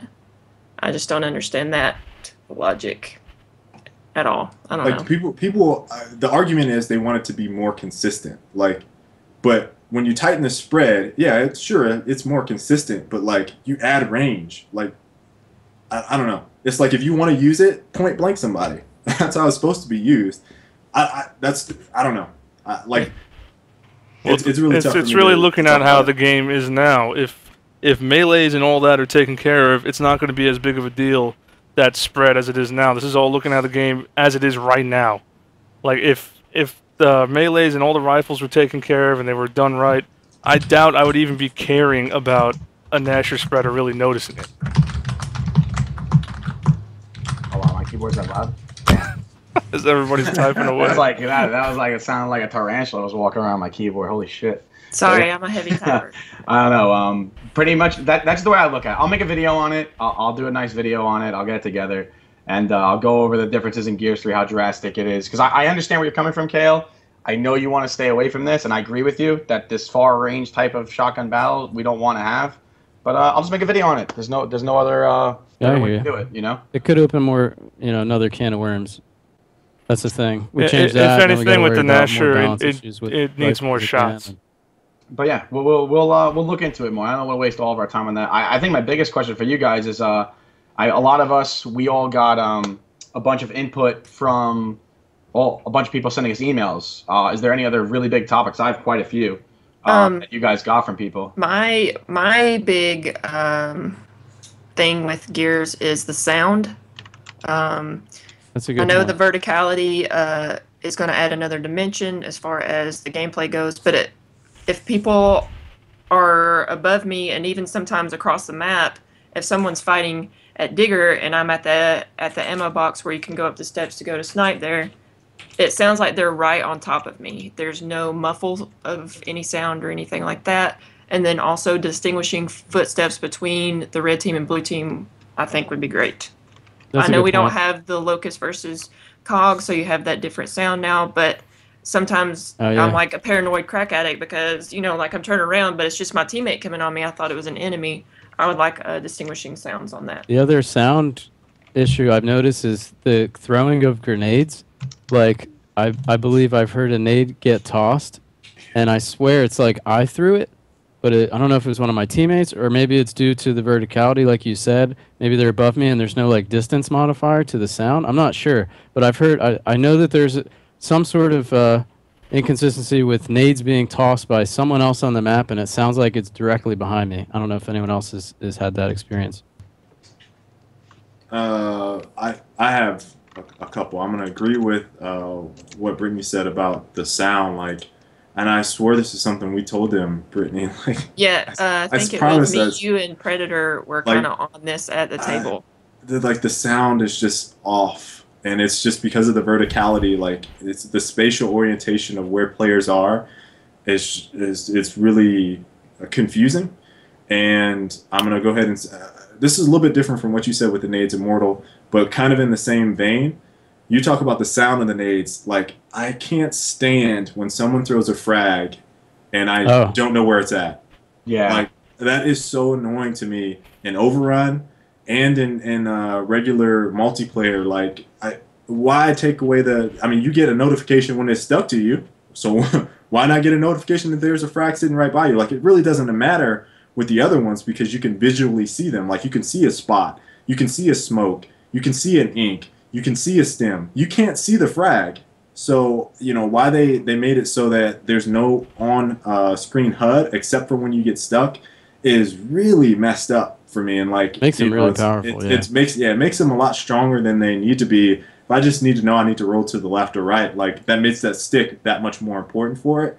And that also makes, like, people sitting in stim, like, you know, you throw it down. I guess that's kind of what the counter is maybe for stim is you throw down a frag, you don't know where it's at if you're sitting in the stim. But that's one of the biggest pet peeves I have with the nades right now. Is like, particularly the frags, is the sound, which you mentioned, and then I just don't know where the fuck they are. Like, it's really messing me up. A couple things that I had some people talk about were locusts. That's, again, that could be played into sound. People wanting instead of red versus blue, cog versus locust. It's neither here nor there for me personally. And then the other one was, it seems like a lot of people are talking about the boom shield combo.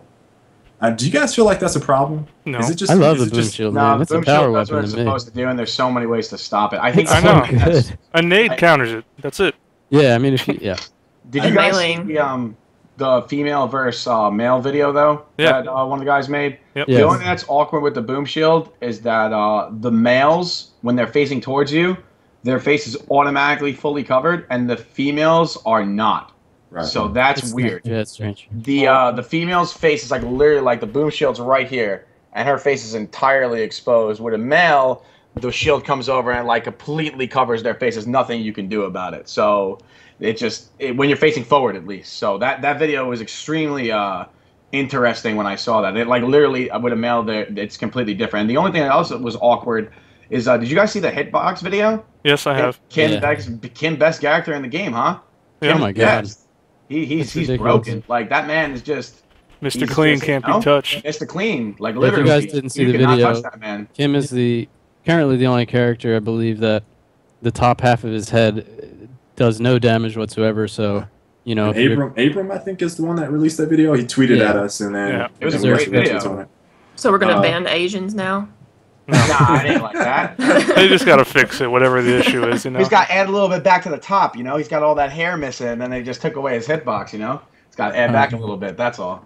Some other things that I'm looking at people, I want to make sure like I read some of these off, just because they were frequent. Two loadouts. I think we kind of hit on that a couple times. Maybe we might have to talk about that separately in another episode. I feel like we talked about it a couple times already, but that's one that's been popping up a lot.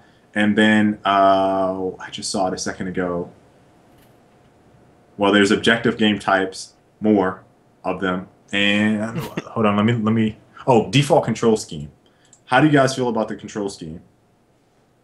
I like it better. I use it. Oh, yeah, it doesn't affect my play, but I know people would love to map buttons and stuff like that. I think something in the future. It's not too critical right now, but I've always said it. Having customization just for the player. You never know. Somebody might play left-handed. They might want it a different way.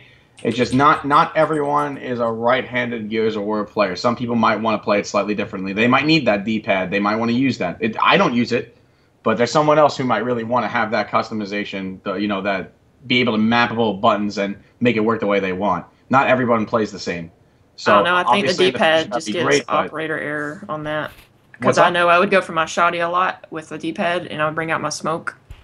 So Oh, I like the yeah. Y button better. It's just It was frustrating. less error.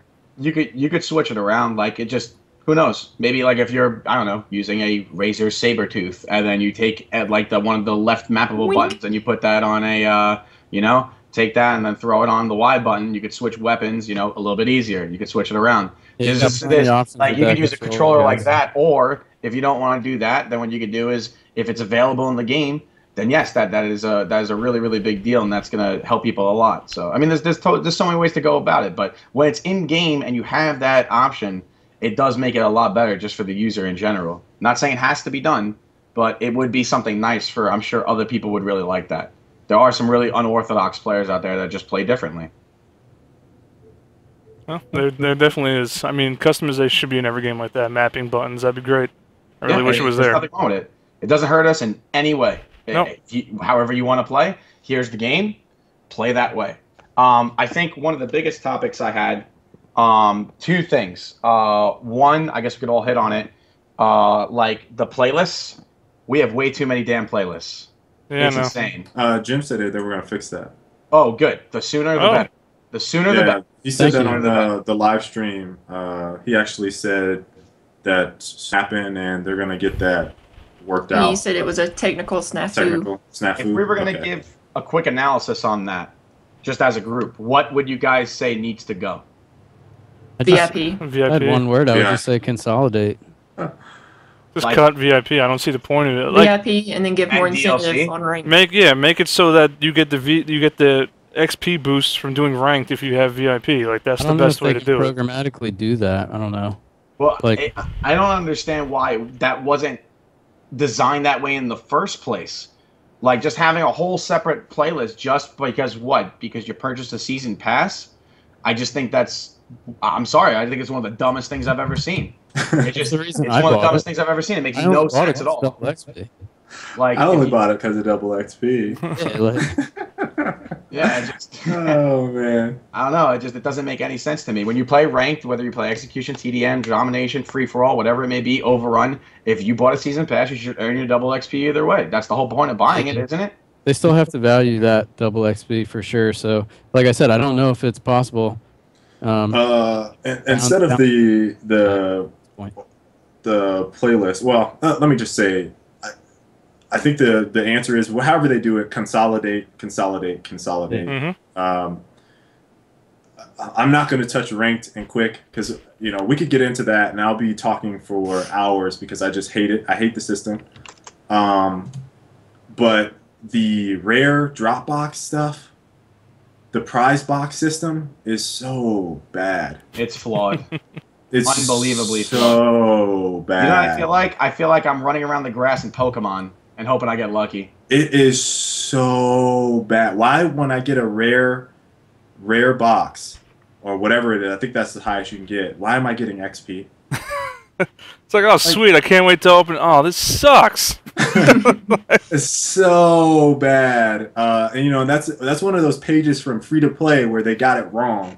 If you look at prize boxes, typically when you go rare or whatever it is beyond that, they're not giving you things like XP. They're giving you like the weapon skins or something of that nature. Like, I don't know. It's just bad. It's really bad. Failed attempt could have been done a lot better, incorporating free to play right there. I mean, it was another good attempt at them trying to incorporate that, but it wasn't done right. It's just another one of those things that just wasn't done right. I don't know if it was just not enough time or they just overlooked it and thought it was fine for some reason. I don't know, but it sucks. One more thing on my wish list. I'll just throw it out there. Okay. As far as Overrun goes, Arctic may remember this. With Overrun, with the COG side, there were actually different upgrades that you could have during the game, and now they're. Are we supposed to say that? I don't know. I almost brought that up on the previous episode.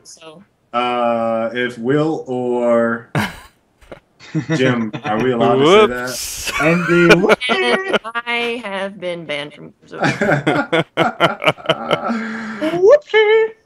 Where's that face at? You know what? You know what? You already started it, so you just might as well. It's too late now. It's too late. Yeah. You could just leave it. I what did you guys do today? What did we do today? We played some Overrun. Nice. We went to Epic and we played the real Overrun. Are they still in there? To be continued. Yeah, Rax in the Talk chat. away. Jim says talk away. Go ahead. Sorry. I'll go to jail, and me and Betsy Sue will... Jim says talk. Go ahead. Go ahead. You're good. I'm okay? Yes. That's all I had to say was I want the upgrades back. I didn't say what they were. You didn't say what they were? No. Right. Go ahead and say what they were. Just want Jim said talk. Okay, anyways, you could upgrade You could upgrade your weaponry or your powers, I guess. Like That's the turret for Baird, would be a little bit better. Bushka for Cole, that good stuff. Upgrades. And that's all I'm going to say because I don't really want Upgrade, yeah. That's Well, it. well, yeah, that's fine. Like, Bushka, that'd be nice. I mean, we kind of talked about that. We We said, talked about it kind of we said Overrun. Yeah, we said, Overrun. I just made I don't sure understand wasn't why going there's to not upgrades for COG. I don't get it. And now, well, apparently there was. So I guess I'm just even more confused. Why are they not there? Whatever. All right. Well, You know what? Here, let's go ahead and talk about that. All right, so there were upgrades, and everyone that was at the playtest, I think for the most part, when you were playing, didn't use the upgrades. Like, you would want to get back into the action so fast that you would skip over your upgrade. I don't know if it wasn't prominent on the screen. You had to go through too many menus to select on their UI and their HUD, and they just said, you know what, this is too confusing. We're not going to do this. I think that's why it wasn't included, but it should be because right now the depth is all on the Locust side, and it's really flat on the COG side, and that upgrade system added to it. And I think the other thing that, instead of me making that suggestion with the upgrade system, I actually said that they should instead introduce different weapons, like, for this week, instead of the Bushka, Cole now has a boom shot, or he has the torque bow, or you know what I mean. Instead of that, that's what they need to switch it to. That would kind of add some breath to it. I know a lot of people don't like Overrun, but for us that play it, I don't understand why, but whatever. Yeah, Overrun is pretty sweet. It's pretty badass game type. Okay. Kenny knows. Spectator. I love it. It's fun. Spectator. All right, can we end this just real quick? No, I don't mean like end this right now. But can we end this talking about? Yeah. I hate to bring it up right now, but this is like, we kind of hit on it a couple times, but Treyarch did it right. That's all I'm gonna say. Treyarch did it right with the event that we just saw, and there's some features in there that I hope that Epic says, man, this would be awesome if we actually spent some time developing this a little bit further. And that could be spectator mode. That could be, just if they're going to help out the esports community, again, don't do a half-ass thing. Go all in. Mm-hmm. And I feel like Treyarch went all in. And I would love to see some more beneficial features that make it into Epic Games titles, because it's severely lacking. So I think the best way to describe this right now is, Arctic, me and you spoke about this directly. I feel like, I'm going to say the game, I don't care, but Call of Duty has maximized their potential for their game. I feel like their game is where it needs to be right now. And I'm not talking about just because it has $1 million tournament. I'm talking developer support and just making their game the best that it could be. In regards to us, I'm not going to lie, I feel like we're 25% to where our game can be at its maximum potential. I think the bridge between the developers and the community has been gapped for too long, and we're starting to narrow that gap, and Epic is starting to work a lot harder. And I think if they ever went down that path, I think that a lot of people that stopped playing would be coming back to play Gears, because everyone loves playing the game. We all play the game because we love the game. We just love what it is. Whether it's the clutch factor and execution, the fact that it's third person, the movement, the shotgun, whatever it is that you like it for. The crazy nasty headshots with guts spilling all over the floor. There's some reason why all of us still play Gears. There's that word that I hate about Gears of War is potential. Like, you hit it 100% on the head. And I just want to say this because, there's people from Epic in here. As a studio, I probably supported Epic longer than any other studio. And to see how much unfulfilled potential they have done year after year with all of their titles, from dating back to Unreal all the way up to, when we saw Gears of War drop, we were like, oh my God, this is the shit. And then we thought Gears of War 2 was going to be this just magnificent title. It launched with bugs. It launched with stuff that just didn't work. And it's just like, it's so much unfulfilled potential for a AAA studio. I would really love if, like, Epic, whatever title they go if it's going to be Fortnite, whatever the case may be, because, I mean, you got my support no matter what. Go all fucking in. Please. Yep. Like, go hard and be like, this is all right, there's nothing else I could do. Like, community, like, if you don't like this, I gave it 110%. And I don't feel like we have that. I don't feel like we have that as a community. And I would so love that from Epic. Yeah. And I just don't feel like that is what we get. I feel like we get, all right, we're going to spend 25, like you said, 25% of our resources making Gears of War 2 just to pump it out. Yep. And that comes off as a money grab. And you hear that word a lot. I don't really say that, but you hear that a lot, and just people trying to bash the game, like giving us half-assed efforts. And that's just how I feel as just a hardcore fan of Epic Games as a studio. Like, I feel slighted all the time with year after year with every title. Barring Gears 1 because I was blown away, but like Gears 2, Gears 3, and Gears 3 was the best effort so far, but it was still short. And it's just year after year. It's like, I don't know. Here's the thing. In Gears, right, every time we come out with a sequel, we take 2 steps forward, but we take 3 steps back. And what's the reason for that all the time? Because our community needs to be on board with our developer, so if it ain't broken, they don't fix it. That's the problem. There's so many times we'll have 3 things that go great, and then 4 things that go wrong, all because of the gap between the community and the developer. We need to close that gap, which we're working on. We're fixing it. We're making it better. But the biggest deal right now is that if it ain't broken, Epic, don't fix it. No more goddamn Ninja updates. I don't want to ever see that again. I love you guys, but I don't want to see it. You know, let's make it happen. You know, Rex said it ain't gonna happen.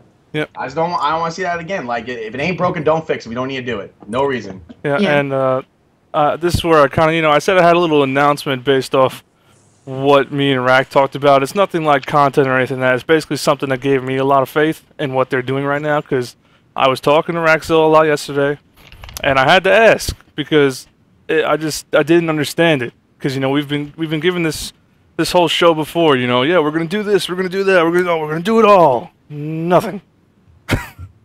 And I'm just too used to it. So I asked him.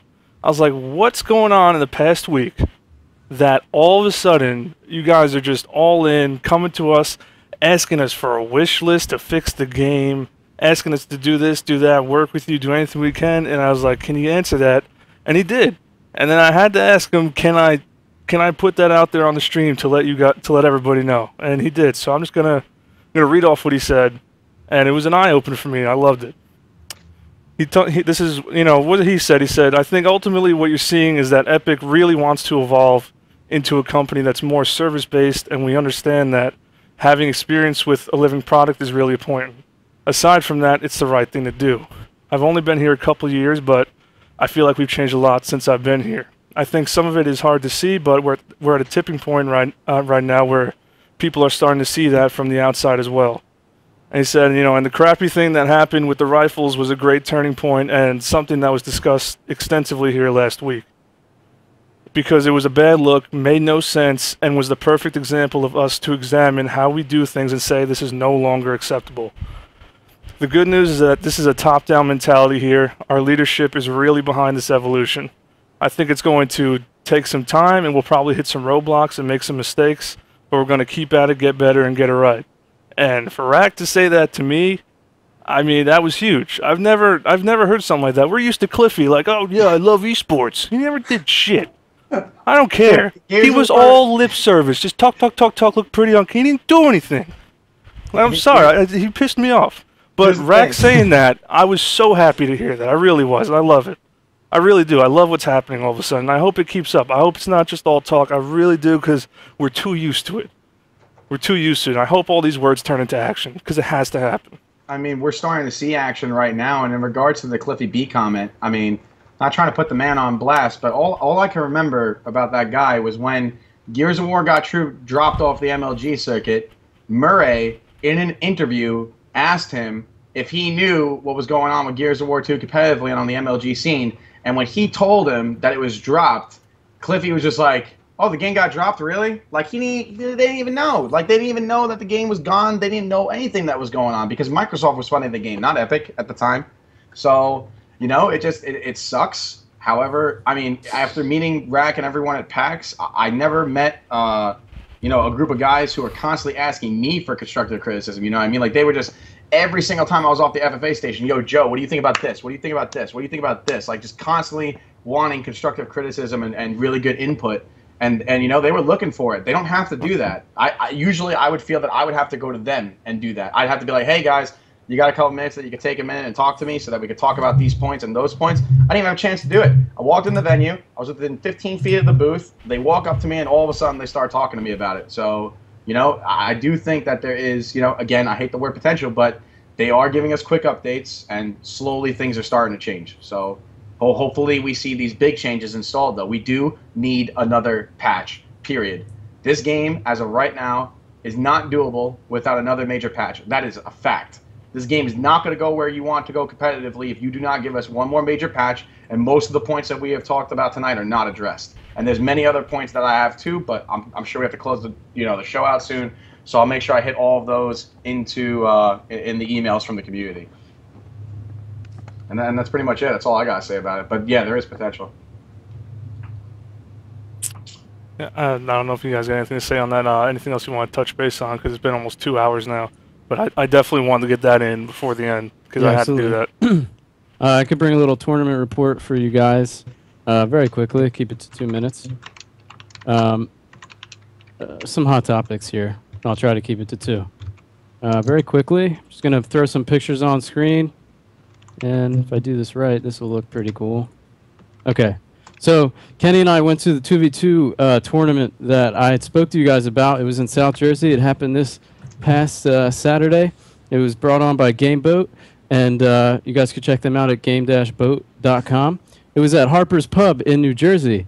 I wasn't really sure how to push this tournament because I hadn't met these guys before and I hadn't been there. But after going, if these guys host anything else, man, you guys need to go.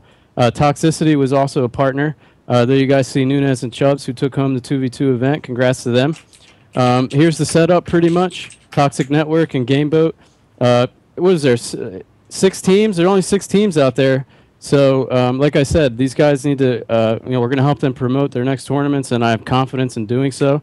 Very down-to-earth individuals.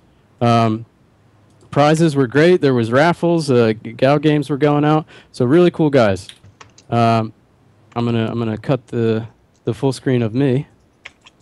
Now, the bad news with talking about tournaments in New Jersey would be at this point, the government of Jersey, the state had contacted tournament organizers in the state, telling them that you cannot hold tournaments for money.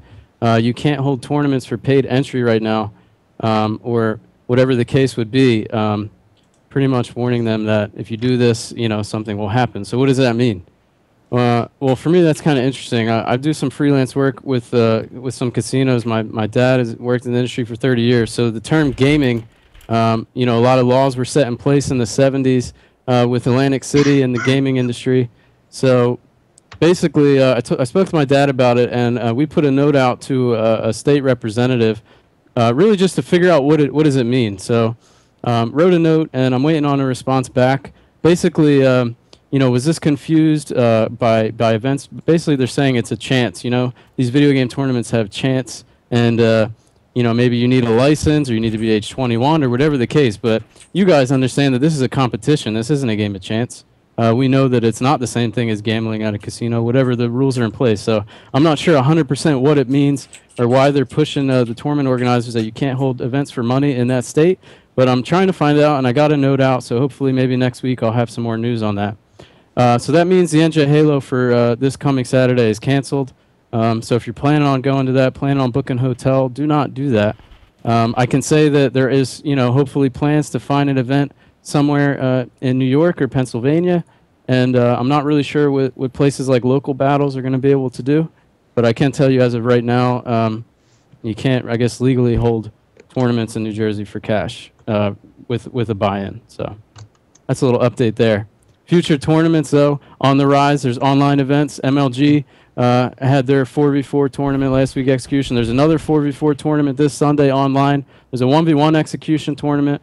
RG Live's holding some events. What I would really like to see is like more free-for-all events. Kenny, I think you're talking about holding some. I think it'd be really easy for people to get in and start playing in some FFA tournaments. Colin and I actually have some of that stuff planned specifically for my YouTube channel because I'm hoping to get more casual people involved with the whole competitive scene with that. But we have some stuff planned as well. Yeah, I'm gonna be doing weekly free-for-all Fridays, pretty much free-for-all tourneys. I don't know if I'm gonna make it like a small buy-in, like $1 to $5. I don't know, anybody hop in and get money, but Rack already told me he's gonna get stuff to give out for prizes. You know, shirts, stuff signed by the teams, stuff like that. So, I mean, it's another thing Epic's trying to back right now. They're all working with us.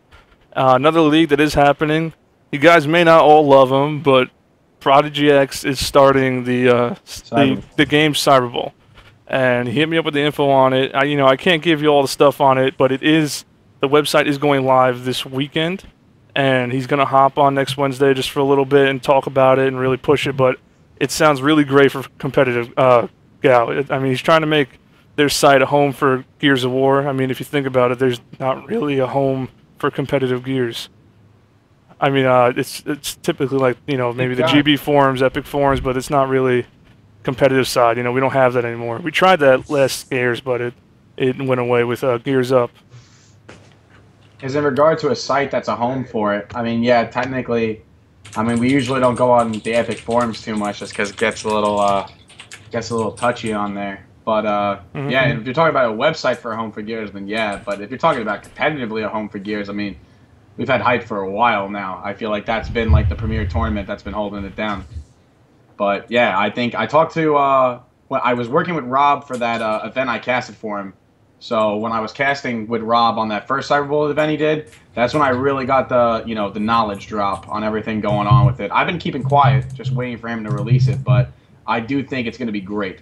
It's definitely it's a big player. It's definitely a big player that's going to be added into the scene, and I can't talk about it right now because I'm not allowed to, but it is going to be very, very big. And the one thing I will say, since I am working for Hype, Barbossa's been blowing it up like crazy. You guys got no idea what's coming. You really don't have a clue. You really don't. Like, it's going to be, I'm really excited for that.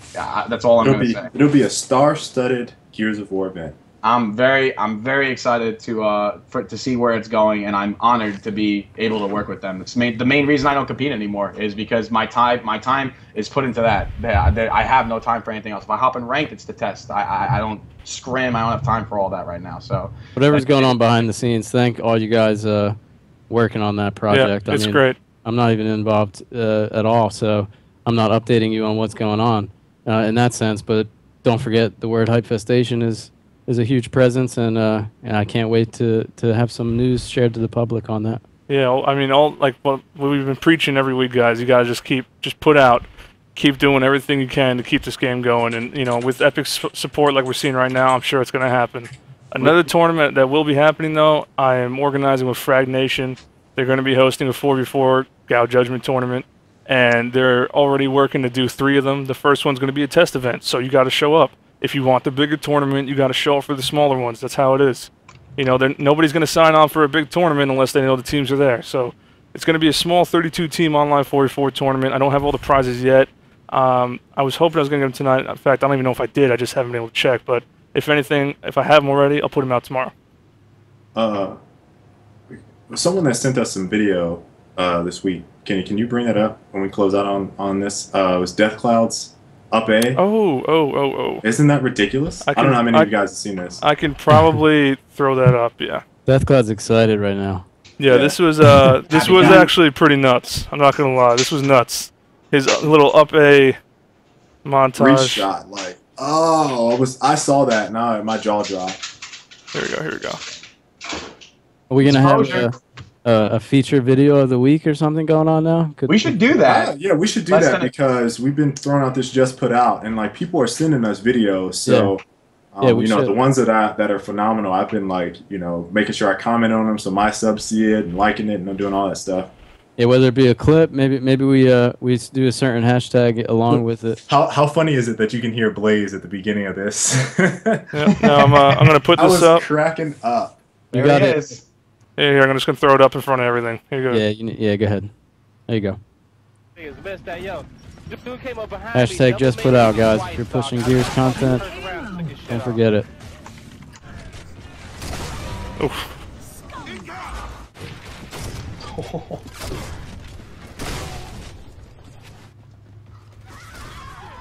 Like, how was that one even possible? I don't even know. Like, I was like, He's reaction shotting. He's reaction shotting all these. These are dirty. Oh, this one right here is great too.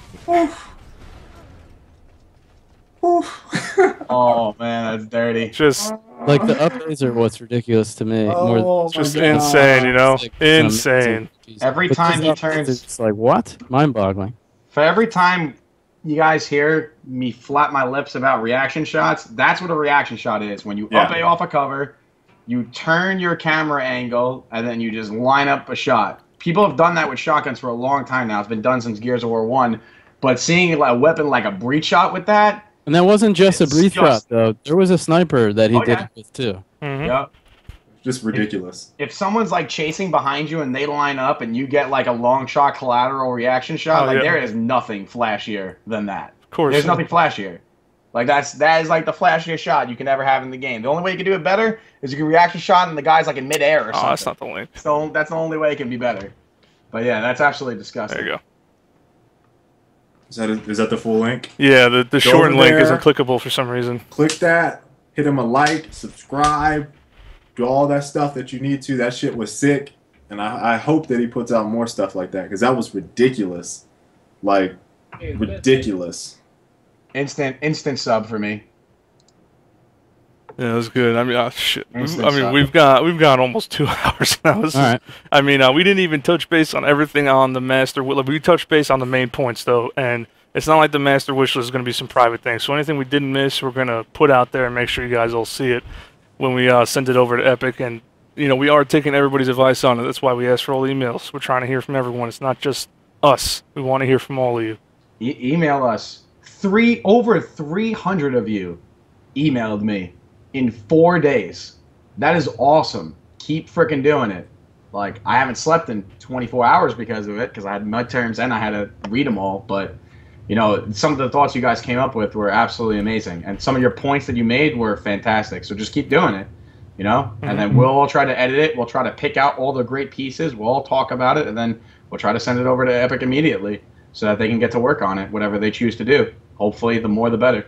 Yeah, if you guys have any suggestions, there's my email I'm using for it. Send anything over that you think we haven't touched base on. But right now, I'm pretty sure we're going to be signing off because it's 11, and this is the longest we've ever gone. And I didn't even want to go this long, but with a topic like this, you can just go for hours. Yeah. So, you guys want to go around the circle, do your shout-outs, you know, put your plug sponsors if you got them, you know, all that fun stuff. Go ahead. Vesa. I want to shout out to Vesa and my Sabertooth controller. Go get it. All my teammates, you guys, obviously putting on this show. Kenny, it's fantastic. I don't want it, man. I'm trying to get into this commentating stuff. So anything on the weekends, as long as it's past 5 o'clock, 6 o'clock in the evening, I'm down to do some commentating on people's games, and we'll be doing some subscriber stuff for people to try to get them into the competitive scene. So I'm excited. Who's next? Do you go, Fatal? Go ahead. Me. All right. I guess the first thing, focus on cross advertising, guys. Keep putting out.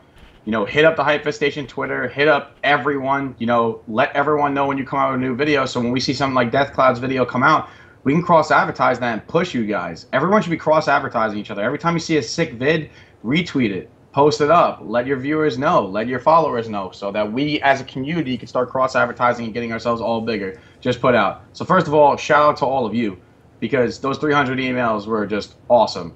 Huge shout out, obviously, to everyone at Epic. You guys keep doing a good job. Just keep it up, man. I know we only got to take baby steps now, but hopefully eventually we're going to be there. We'll be hitting that peak of where our game should be. I would love to see it. Other than that, obviously, Cream, Brutality, Immortal, you know, Kendall, it's always a pleasure, always. So thanks for having me on the show again.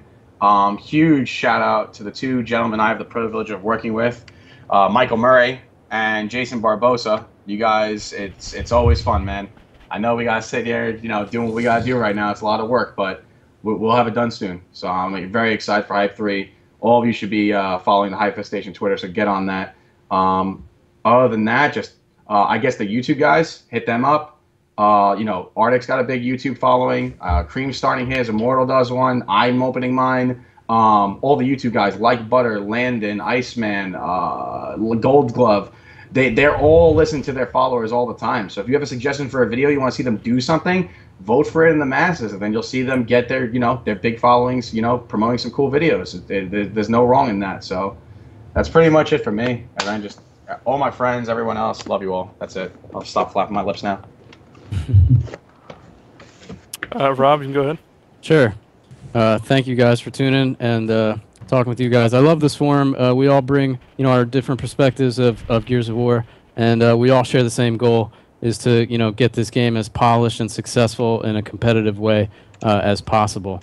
So when I throw outlandish ideas out there, it's really just throwing something. You guys respond back, see where it goes, whether it works or not. At the end of the day, there's nothing that compares to the thrill of this game in a competitive setting for me. So I just can't, just striving for that goal. Love it so much. Thank you guys for believing in that as well. You can check me out on Twitch and YouTube /ImmortalSpawn respectively. And I hope you guys have a great week. Thank you. Just wanted to thank the viewers. Thank you guys for having me here. I know I didn't talk much, but I don't want to step on any toes, because this is just your guys' thing. But thanks for having me. And want to shout out to Triforce, my sponsor, ProjectTriforce.com. You guys can check them out. They have some awesome Gears of War replicas and things like that. And if you will, just check out my YouTube channel, youtube.com/BritTheGamer. There's an awkward 3 T's in a row. I do a weekly cast of the news that's going on and happenings in the Gears of War community called the Coalition Report, and put random Gears of War videos up on there. So thank you guys for having me. Yeah, just thanks for tuning in, everybody. I'll be streaming it for a little bit after this because I know people are asking in the chat. It won't be that long, but thanks for everybody tuning in. I'm going to do some Control Freak and Squid Group giveaways over Twitter. So follow the Active Reload Twitter. I'm going to be doing it on there right after the show. Probably just some quick trivia or something. So yeah, do that. Shout outs to the guys at Epic for showing up and watching tonight. Really appreciate Jim and Will being in the chat, talking to everybody, and just showing that they care. I really do. I appreciate it. So thanks for tuning in, everybody. See you same time next week. Sorry we didn't get to bring in any callers, but we just kept going. So next week we'll be sure to do that. Peace out, everybody.